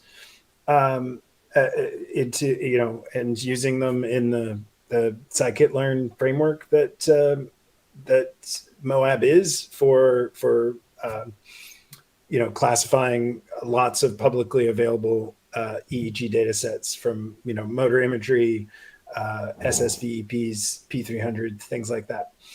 And yeah, I'd love to follow up on some of those other papers. I mean, this one with, you know, Josh Tenenbaum and Nancy Kanwisher, I'm sure is going to be a terrific paper as well. And this is ECOG data, so you have the benefit of it being, you know, less worried about, you know, source analysis and things like that, and really seeing the brain response. But yeah, please follow up in terms of, you know, papers that would be good for us to you know, give people some lead time so that everybody has time to read and following up. And then yeah, and then hopefully we can also find how, you know, Vladimir, that you know, algebra can inform data analysis in super interesting ways, because yeah, because so I heard someone trying to use quantum field theory to the mathematical techniques to analyze some brain data, but I don't understand nearly enough. And also there were some nice papers on meditation, and especially pre-processing of the gamma range data, so that you don't throw out too much. And it was interesting to understand, but I don't. Yeah. Well, I think that, I mean, certainly, you know, like, what do you think of some of these topological data analysis techniques? Well, in terms of image recognition or the pattern for brain. Well, just in you know, like how much do they really draw on, say, algebraic topology in terms of algebraic topology, in terms of it's hard to make it computationally efficient. It seems to me, because I have a student that's doing a PhD student that's doing now an algebraic topology problem, and whenever he's trying to write a code, we're always running into this exponential growth, and we can only compute very basic examples, and we have to start thinking afterwards. Yeah. So, I mean, are you familiar with Grosvenor bases? Oh yeah, that's easy. Yeah, that's actually, yeah. I mean, I would say that. Go ahead. My students know it better than myself. Okay, yeah, I can. I mean, I forget what it's like Bookberger's algorithm, I think, is the computational way to estimate Grosvenor bases, but you can never be sure when if it will end. Or so, like it's incredibly inefficient. And you can end up.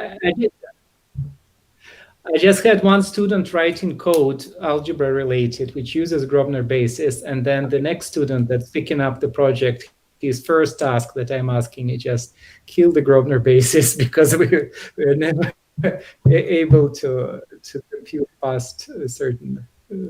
Okay. Well, so so you're following those routes in terms of how algebra does inform data analysis. Well, I hear persistent homology and Grosvenor basis. This doesn't scare me. But if you ask a question, is it better than I don't know, GPT-3 architecture? I would be lost. Okay.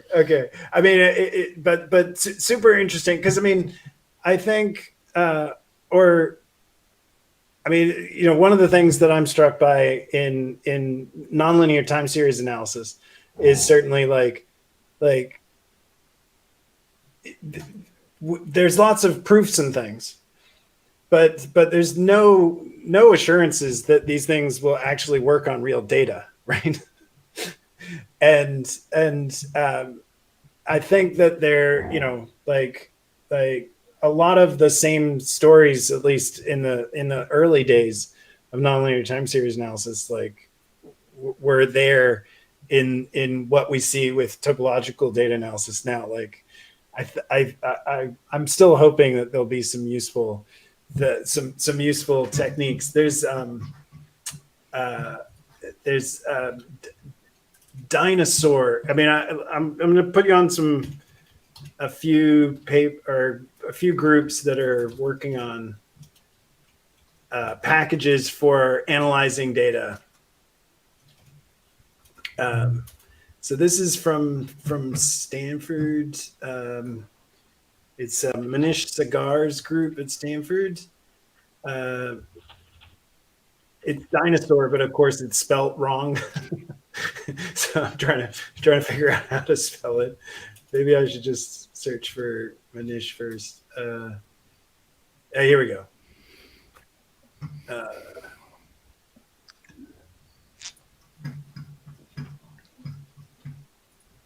Because I think you more than most could speak to some of the the mathematical assumptions that they're trying to use, and which of course they're making these assumptions, like the data doesn't meet any of those assumptions, but they're still going to apply them anyway, right? I mean, that's what yeah. In algebra, there's always this issue that computational complexity, and so there are actually some important areas of algebra which died out in mid-20th century, right before computers, just because people gave up working out the formulas. And even now with computers, it's not much easier. Yeah. Right. Okay. Thank you. So I'm super interested. I mean, Dinosaur is definitely one to look at, because it's not only Manish. Oh, good, Carlos, good. it's a group that is collecting EEG data and FNIRS data, so near infrared spectroscopy, and yeah, so they're also going to be interested in the kind of well, to some degree, the sensor fusion problem that FISA is going to be dealing with too. But I forget exactly how much is in Brainiac here, which is this other package. But I want to say they were doing topological stuff too, but I could. Yeah, well, actually, I'm gonna take that back. I'm not sure. When they say topographic factor analysis, I don't think that's the same thing. Well, you certainly get into some multidimensional space stuff that maybe, but yeah, check out if there's anything interesting to you in Dinosaur. Okay. Yeah, we would love your opinion. And so, Carlos, is this your first time here? Yes. Yeah, please tell us what brings you here. So my wife has her own private practice about neurofeedback and whatnot. Okay. And she's been trying to put together a simple system for like her patients to take home and do like maintenance neurofeedback. And I've been looking at options. I'm an engineer by training, and I found the OpenBCI system. So I've been trying to find out how to do neurofeedback. Found you guys on Meetup and trying to understand what you guys are doing. Terrific. I want to say you came to the right place.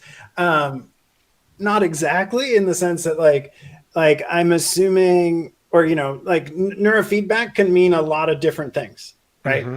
So it's certainly helpful to, if you have something, especially a paper that you know that like, hey, we would love to do this, and give us an example. But you are certainly talking to a bunch of people who are familiar with OpenBCI and potentially the alternatives, depending on like how what her patients would be comfortable taking home, or certainly some of us have worked in labs where we've been interested in being able to send people home with equipment so that they can collect data for us from the comfort of their home and without us having to do anything. And I think it's something in between. I mean, obviously, sure. My wife worked. I mean, she's the expert. I'm the technician, if you wish. Okay. But she works with a doctor, Dr. Kaiser. Maybe you heard of him. I'm not sure. He's in LA. Okay. And she works with him to get the protocols and whatnot, and they're specific based on brain maps and whatnot. Sure. And I think that will continue to be an in-person type of system, right? I mean, sure. It's very complicated. I don't think you can really do that remotely. Well, so this is why I would love details. Mm-hmm. I don't know. Again, is JB Josh? Josh, are you on? Yeah, I am. Okay, hey there. So I'm going to somewhat turn to you as our resident neurofeedback person. Certainly, that's how a lot of people are using Hedgeduino. Sure. Right, and as they are your software for it, right? Yep. Well, it's specifically for neurofeedback. What's the name of the project? It's called HEG Duino. It's like a single censored FNIRS device, and then all you do is you're looking at average perfusion levels through your head. Yeah. So if you follow up, sorry, we've got a long list of links in the Are you outside, Josh? Yeah, I'm driving home right now. Oh, okay. I'll be up. Josh is up in Alaska. Oh wow. Okay. So that's potentially Dangerous. Yeah. But Tons of snow. if you check the crowd supply link that I just dropped in there, that you'll see the scroll down. Yeah, I'll get you the direct link. HE One I just switched to, and then I'm about to put that one on crowd supply as well. Yeah, but do you so again, Carlos, I would say a lot of neurofeedback applications are really about the software, right? And I mean, obviously, to some degree, there's there's feedback, right? So it's the software is learning something from the sensors and changing something, usually the stimulation, right? Or giving the user some feedback in terms of their progress. But and the neurofeedback that my wife does is usually what the patient watches a movie, and then the image gets impacted, and when the wrong signals are present, like so either the screen goes dark or shrinks and whatnot. And again, I think that's a great setup. I think works relatively well. But I think having something that keeps the patient kind of in maintenance mode, that they can take something home and do it, I think will be a great addition. And her current setup is just too expensive to make it even a possibility, right? I mean, I think the amplifier is like six grand plus a computer plus. So ends up being 10 grand to be shipping with each patient. Is just that's possible. That's crazy, right? And so I don't want to speak before we actually get more information. If you've got links for the kind of neurofeedback and things like that, but yeah, I mean, this is very much the impetus behind things like free EG32, where it's like usually neurofeedback doesn't involve what we would call high density EEG, right? Like a few channels. Yeah.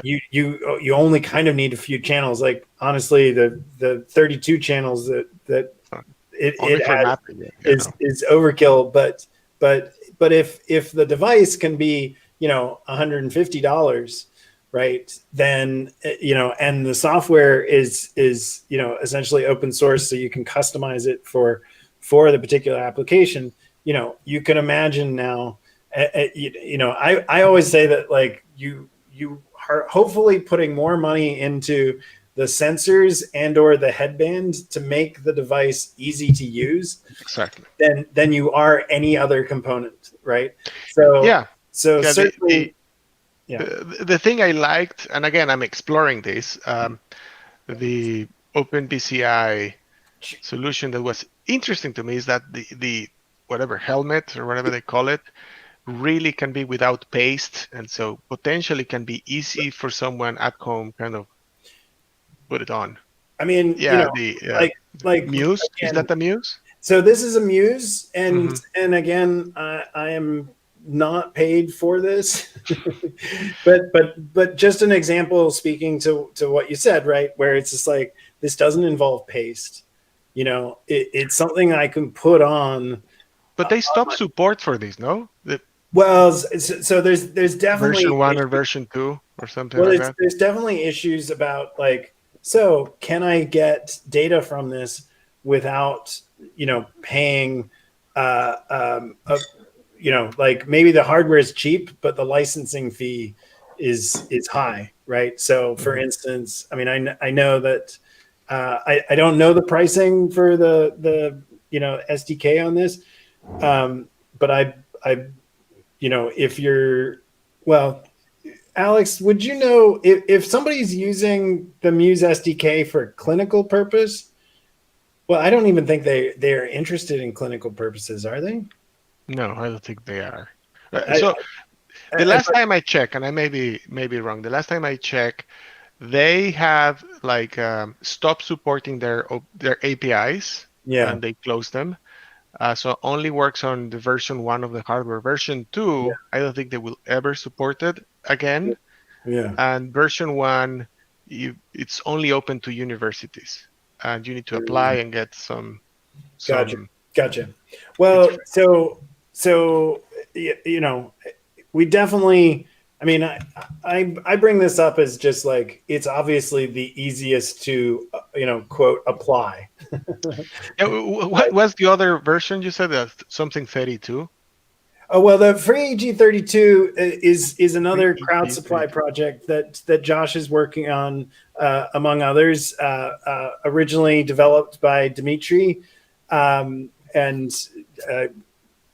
I can't pronounce Dimitri's last name properly. My apologies. But well, and the this is kind of, I mean, Dimitri definitely was trying to make something, one that was open source, one that was and by being open source was therefore customizable, but in particular he's interested in neurofeedback devices and yeah, he's exploring working memory. Yeah, so in his case he's got one very definite goal, which is improving memory, right? So can you send me the link to that project? Yeah. And yeah, we are this was something that we were talking about earlier with regards to software that works with it. Can you use off-the-shelf software to acquire data from it? This is something that Jaden's tested with the. Okay. Yeah, I'll follow up, Vladimir, for sure. So, John Griffiths, who was appearing with the mask because he's in the lab and put an EEG cap on himself, is maintaining the EEG notebooks project, and that works with this. Now that's to collect ERP experiments with the free EEG32. But certainly one of the kind of big backers of this particular project is Bernard Marcus in the Netherlands, who's using it for meditation, right? So it's really kind of a meditation feedback. It's basically to help. Tell me if this is right, Josh. We're doing alpha coherence. It's to help meditators get feedback from the about how they're doing with their meditation. Yeah, well, he's doing transcendental meditation, and then he's looking specifically at alpha 1 coherence, and then the idea is the better you're doing with the TM, the more coherence you should have.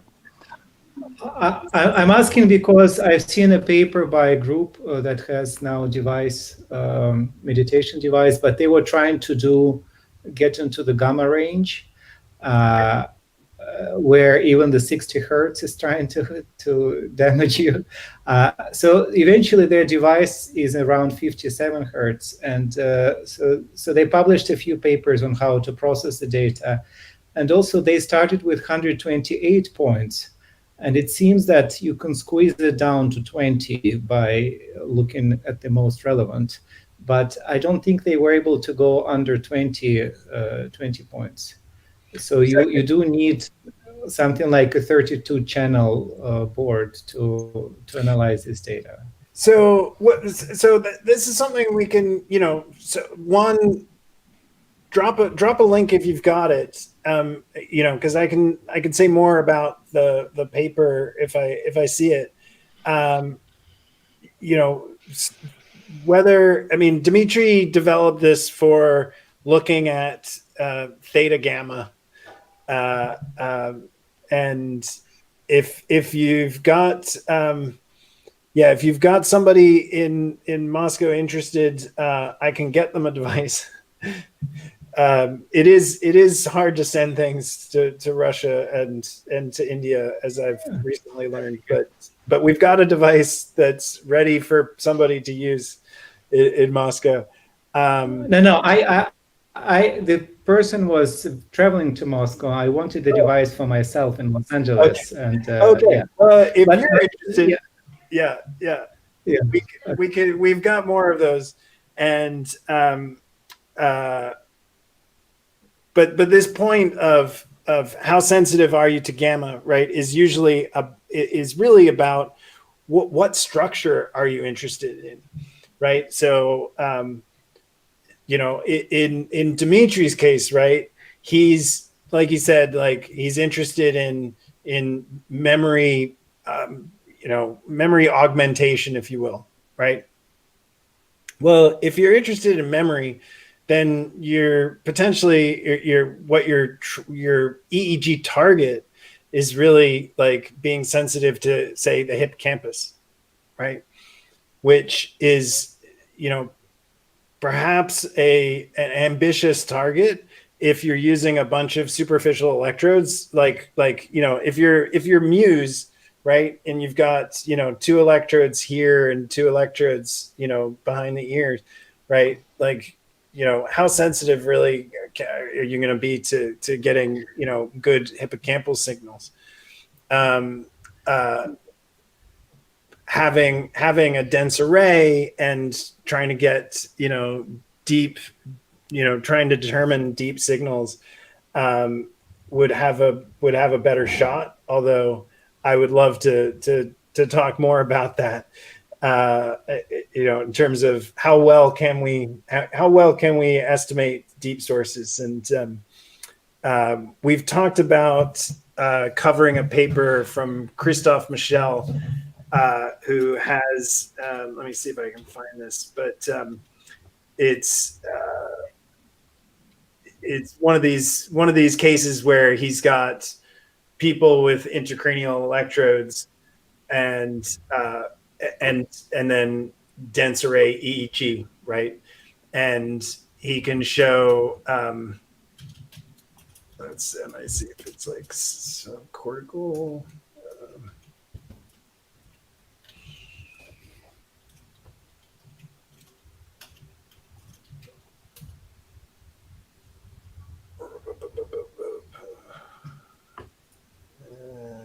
It's something.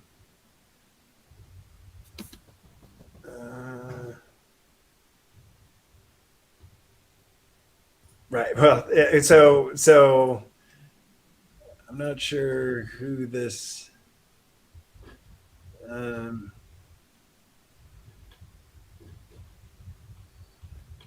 Well, here's a news article about what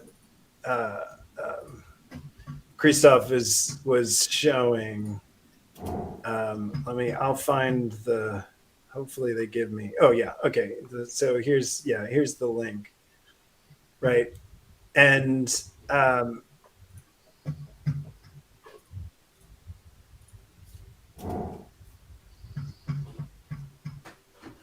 what's somewhat misleading about this paper, right, is that like EEG can detect subcortical sources, right?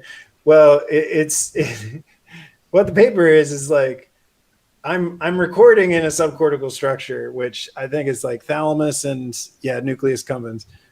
And then he uses the time series of those depth recordings as a regressor for his 256 EEG, and recovers the location where he was recording, right? To say like, hey, you see, like that signal is in the data.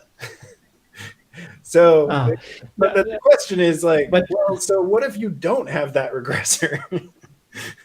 Like, then there is this other story of like, what's your frequency response from those, in terms of like, are you getting, kind of like the full frequency range from depth. And there's some other papers that I can point to in terms of both EEG and MEG, in terms of like how well can you detect gamma. But I think you'd be able to, if your sources aren't.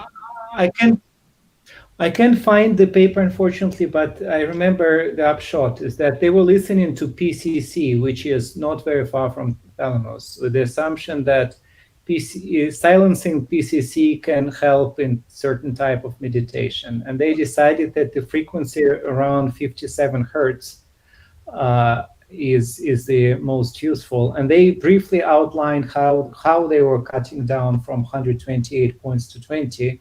But because this is copyrighted device, copyrighted by Yale University, and there is a commercial project around it, a lot of papers, you can see that people were doing it in a nice and competent way, but you can't really ask them for data or anything.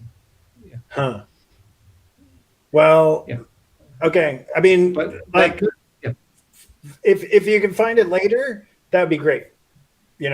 Because we can definitely, or hopefully we can say more if we have more details, or if you have anything in terms of what that Yale group is, or what system they're using. I'd love to know more. Oh, hey, good to see you. Yeah, so Carlos, I mean, come back and bring more details, Will do. So thank you for the pointers. So if I have questions, is there a way I can ping you? I mean, are you on that Slack? So find us on Slack. Okay.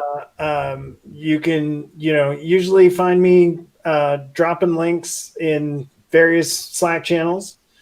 I think I'm M Huff. Am I M Huff? Yeah, I'm just M Huff. Okay. Where are you based, by the way?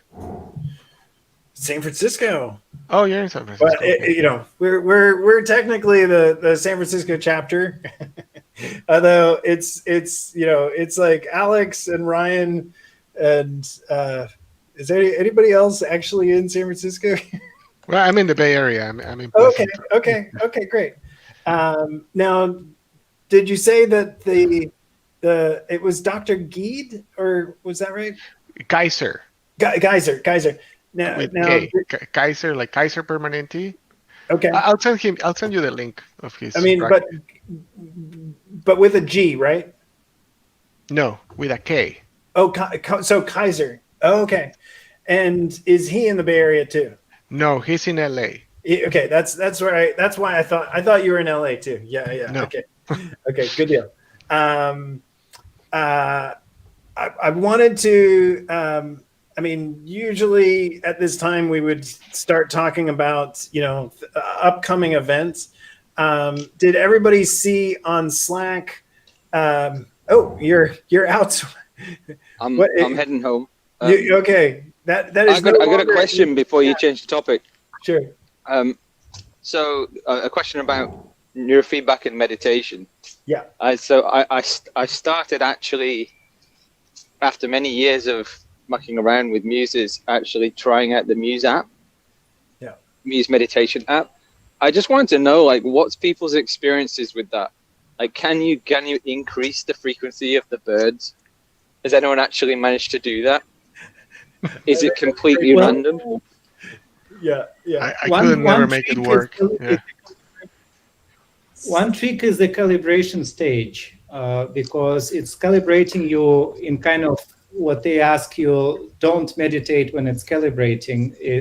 Try to be in your normal condition, and the frequency of the birds will depend a lot on what's happening during calibration stage. Right. Because a year ago, I could get the birds to 90%, and then I fell off the wagon, and right now I can do 40%. Oh wow! Okay, so you can. So that's one vote in favor of actual control. But people say that it's one thing that I also realized, I can catch sometimes the moment when maybe half a second later the birds will stop. If I'm in the bird zone, I feel something happening that will lead to that in a short while. But calibration is the key, I think. Yeah, to explain the Muse algorithm from what we've been able to sort of infer, please, don't take this as definitive, but it seems to be how it works. Yeah, the calibration period is your baseline. So what it's going to do is it's really looking for your alpha power. And it's looking for like a 1 minute calibration so it can get the mean of your alpha power when you are not meditating. And then when you start meditating, your alpha power will increase. So they have some thresholding system that says once you have deviated X percentage from baseline, you are in a meditative state. So clearly they've, because of the way that they structure their accounts, they've been getting data from people for the last few years. So when they mine their data looking for like, okay, what are the peak alpha values we see across all customers on this particular device, right? Which is sort of like they know the sensors and the sensitivity. They can make the algorithms pretty sensitive for like the peaks that they see across their population. So for the most part, it's really just as simple as, they're measuring alpha power and your baseline zeroes out the scale because people have very different raw alpha powers. So if you use raw, it would be really inaccurate. But since you're using a baseline, it's relative to their own. And then you're just looking for some threshold increase. And then beyond that, it's more and more meditative. Okay.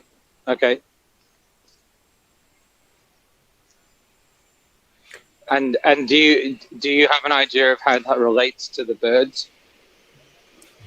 Yeah, like the closer you get to their peak. I mean, I don't know if the birds pitch change the pitch. I mean, that's up to their app developers. If they use like a pitch shifting, they could raise the frequency of the birds, right? The closer you got to the max as far as they saw it. But I do know that the birds start when they believe that you're in a state that is sufficiently alpha elevated that you are meditating. But I also saw complaints on the Muse forum going, I wore this while driving, and it also claimed I was meditating. So, in our testing, driving also generates really, really strong alpha. So, since that's what they're keying in on, you can do other tasks, but meditation generates strong alpha, so it's a good proxy for meditation. Right, yeah, that kind of null model testing would be interesting to do. I want to hear more. I want to get more user feedback on this particular question. I think this is actually really interesting. It's not something I've been interested in doing before. I just randomly, and maybe it's because we've been stuck inside. The causal process is my wife started trying meditation, so I thought, I'll give it a go. But I'm going to give it a go with the EEG. So I actually, plugged the thing in and started trying it out. As it happens, I'm doing a kind of double project thing because I'm definitely falling asleep a lot of the time when I'm meditating. So I'm trying to see how my meditation data looks like and look at my sleep data, and I'm kind of setting up a little camera and trying to kind of film it. And I came up with this silly project. That's actually really cool, John. I really hope you keep us informed, or maybe if you'd be willing to share one recording, because I would love to see some of that data. What, the pictures of the filming of me nodding off? No. A data series of you either meditating or perhaps meditating into falling asleep, like an EEG time series. I had a go. I would be prepared to share this data. Honestly, I had to go, and I think it's actually a fairly rich data set. Because I did a 10-minute recording, and I just from coding the video. So I just watched the video. I watched it actually in kind of sped up mode, and I could pick out I think six periods of head bobbing. And then 6 intermediate periods, just periods between them. So from 10 minutes, I could definitely pick out about 15 data points of like say plus minus 10 seconds of data. It felt like quite a rich kind of data recovery strategy. That's what's interesting about the accelerometer and the gyroscope that they have is they're actually quite sensitive. We can, when people are gaming, if they get really like jittered by seeing an enemy on the screen, all of a sudden we'll see like a little tremor spike, you know, from the muscular response or whatever. So yeah, those, when you combine EEG with like that kind of information, you can contextualize it a lot better. That's what something I want to do. So I haven't been doing this with the accelerometer, but obviously that would make more sense. I haven't actually looked at using that for like looking at that data at all. I was just like literally filming it and just coding a film. But I'd much rather use the accelerometer. Right. The data, but I'd have to switch because at the moment I have this, you know, like, what'd you say? I have the access to the recorded news data, the like researcher access, but it only gives me the EEG channels. It doesn't give me the PPG, the accelerometer and the PPG. Are you using Muse LSL? No, I'm going through the app. Oh yeah, the app's not gonna, right. We implemented their SDK and then they do give you all that. But I can't, we don't have the ability to give you the, anyway, it's a complicated licensing thing. Yeah, so like that data is I know how to record data from it. It's just using the meditation app. Like I can, obviously, I know how to record data from Muse, but not using their app with the birds and stuff, right? Right. You can actually buy their SDK these days, or no? It's a complicated, yeah. If you choose to license the Muse SDK for an app, you can absolutely do that. Like if you wanted to write an app that used the Muse for something else, for sure. But that includes the new hardware, or you are stuck with the original hardware? No, it includes the new hardware, the Muse 2 and the Muse S. Cool. I think I probably will stop bothering with the meditation app at some point and just switch over to recording the raw data and doing a little free things up a little bit. And it's just a question of how much I care about those birds. Well, there is that Mind Monitor app. I have no idea if you can run it concurrently with the Muse. I assume that the radio can only grab one or the other, but might be something else. Yeah, you can't synchronize to two devices at the same time, can you? Well, Mind Monitor lets you do an OSC stream out if you want. Yeah. So you can use your phone as a relay. That was something we used to experiment with. But yeah, one way or another, I'm sure you'll get the data. I'll keep you guys posted.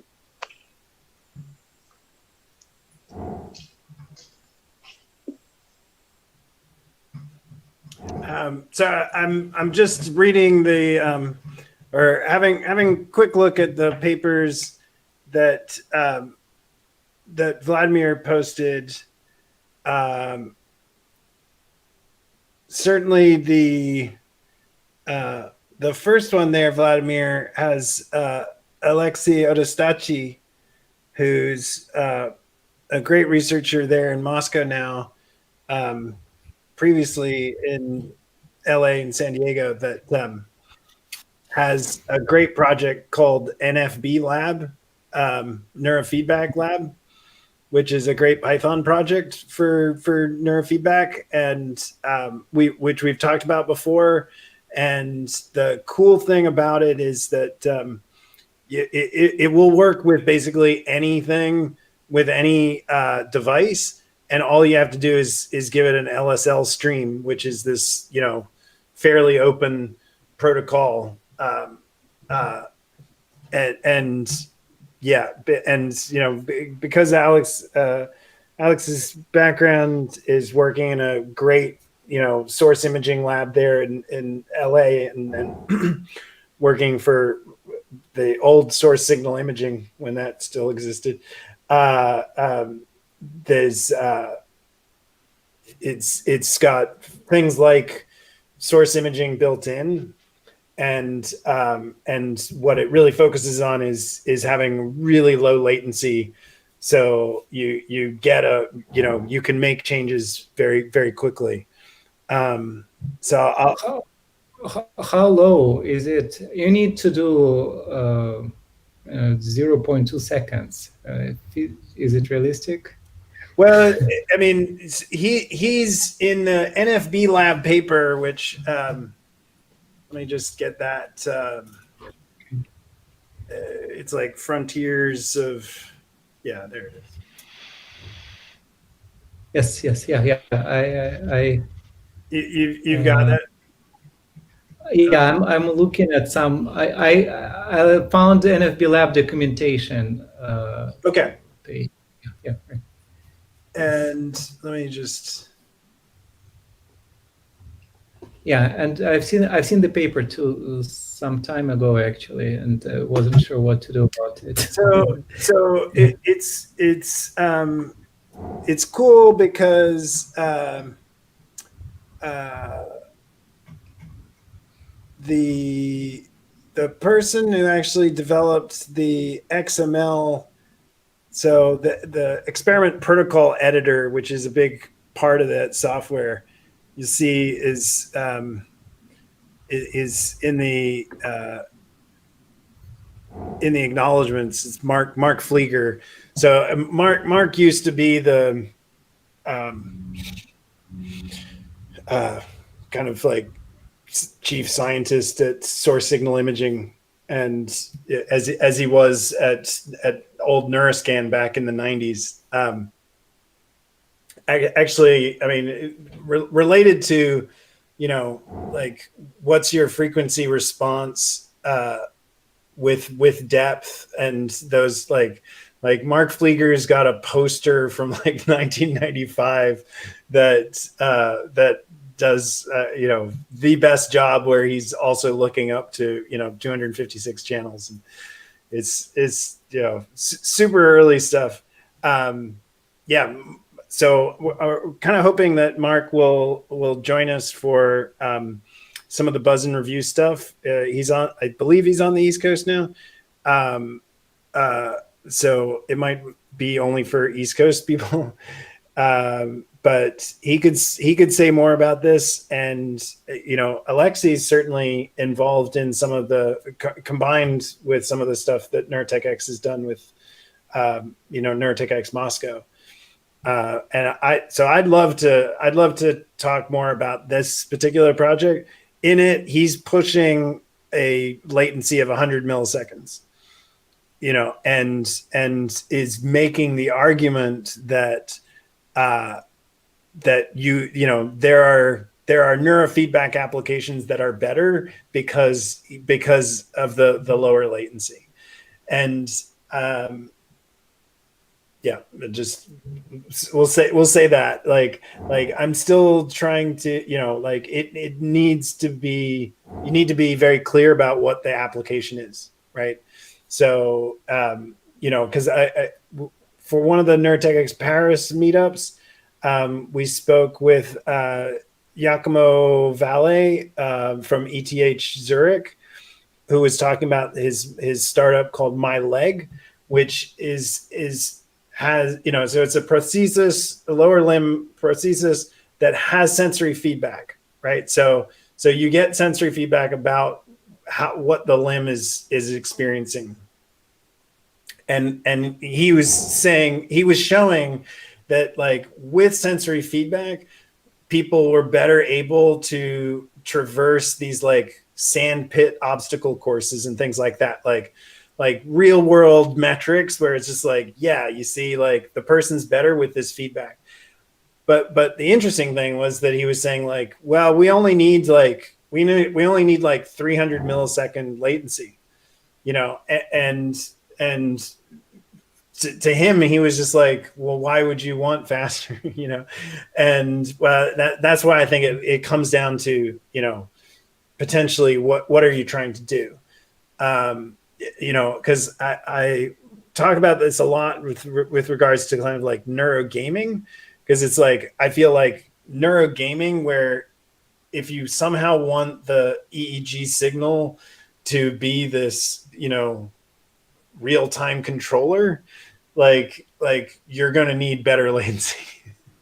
Yeah. But 200 milliseconds is any conscious response. So if you want faster, anything faster has to be trained on autopilot. Your consciousness will not catch up. It's very slow. But I think for neurofeedback meditation, it could be useful. Right. Well, again,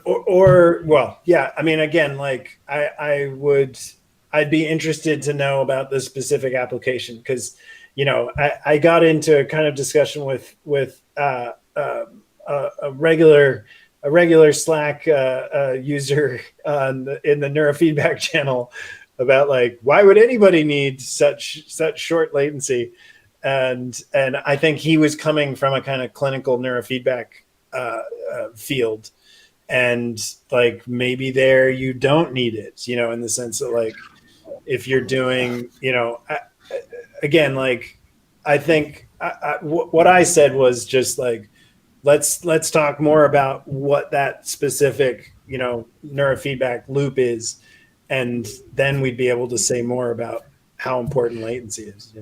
It could be special about gamma range, which is something that traditionally is hard to reach with neurofeedback, just because you need to do something very special or use better sensors well, yeah, I mean, right. I mean, I don't think of that as a neurofeedback problem as much as like, yes. an imaging problem, if you will. Yes. Right. And but then it does speak to how well, if we have measures, if our neurofeedback is dependent on seeing changes in the gamma range, right? Like then all sorts of issues come up, right? Like, is that a real change? Is it just a sensor, a sensor change? And yeah, how much is that the intervention, and how much is that just a change in the sensors, or the person's heads moved and caused a problem with the contact? Yeah. This is what this group of people with these two papers, this is what they were trying to resolve, and they have maybe 2 more papers about pre-processing. Okay. And making sure that you see what is an artifact or not. I think there was a sequence of 4 or 5 papers together. Okay. Yeah. Right. So. Oh, okay. I see. Okay. Yeah. I mean, it's not 57 hertz that they care about. It's 40 to 57 hertz that they, exactly. It's that band. Yeah. I mean, so it's like they're stopping before the line noise. Yeah. They're stopping at 60. 57 just was a result of some computational process that they can hear things better at that frequency. Sure. Well, I'll certainly have a look at this, and I'm interested in any paper that Alexei is on, and yeah, so a number of things next week. So, I tried to put in the meetup, FNIRS event, focused ultrasound, high field MRI, and did I squeeze in an EEG? There's maybe, we don't need more EEG. No, with focused ultrasound, there is amazing work by Jay Sanguinetti. I think he's. Yeah, absolutely. So I've posted when Jay's giving a talk. I've tried to post whenever that's happening. I believe you can find. I think he spoke recently at the USC Mindfulness Center, and but I did, so tomorrow there's going to be this really great seminar on deep brain stimulation, from Maram Bixam, and I forget who the other organizer is. Give me a second. And Scott Lemke. I forget exactly where Scott is, or if they're both at City, or yeah, is it City University? It should be very interesting. Definitely recommend anything that that Bixum is involved with. Then, of course, Surya Ganguly is talking on the 19th, which, it is going to be super hardcore theoretical, but can't be beat. And yeah, then, oh yeah. So the NeurAlberta Tech Nat Chat on the 20th has got a variety of people, including Mikhail Lebedev, who's Alexei's boss in Moscow, Andreas Forsland, Caden Pierce, Jacob Flood, and Joe Artuso from OpenBCI. And I'm super interested in what they're not only doing chats, but they're doing some workshops as well. So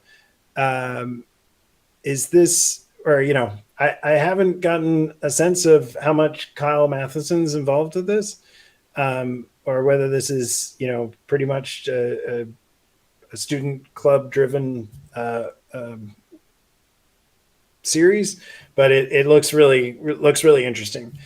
And certainly some of the student clubs are blowing me away, as is San Diego and Berkeley, here at UC. I mean, and Davis too.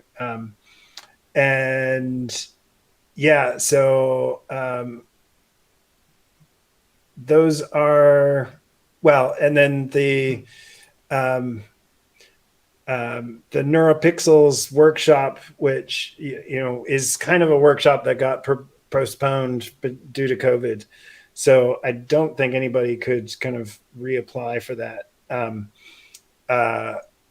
But I mention it just because you can get a lot of information about NeuroPixels, the devices. The amplifiers are a well-known, open source device. I mean, the eFizz project develops amplifiers that can handle this many channels, and there are good publicly available data sets of NeuroPixels data.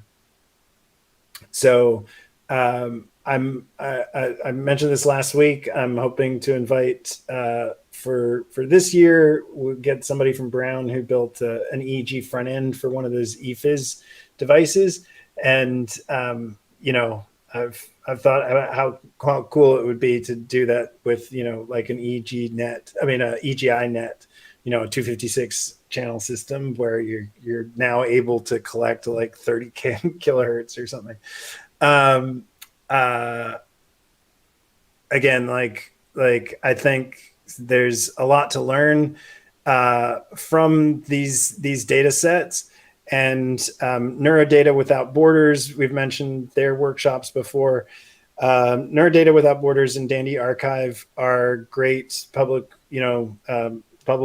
resources for finding these data sets and software projects for manipulating these data sets. And of course, in some of these cases, these data sets have some of the top theoretical data analysis people looking at them. So there's a lot you can learn from the methods that they're applying to them. And yeah, I put a link because I missed the First Friday Repronym meeting from last week. I think it was January 8th. But Remy Gao was talking about eCodibas. You can find his slides. I've got there linked, videos coming of the presentation, and check out if BrainSpace Initiative is potentially doing a talk tomorrow. I eventually hit the whatever 4,000 character limit or whatever meetup had, so I had to leave stuff off that even I had more. And I want to thank John Nolte for giving us a nice gist that scrapes all the meetup agendas from last year. Because honestly, what we should have is a website. I mean, this has come up before where it's just like, oh, if you want to find Mohit Agarwal's talk from, November, whatever, I should have, especially at like sf.neurotechx.org, there should just be a list of all of our previous, hack nights, right? With, who was the speaker and then a link to the YouTube. Certainly John's given us a great way to scrape all that information.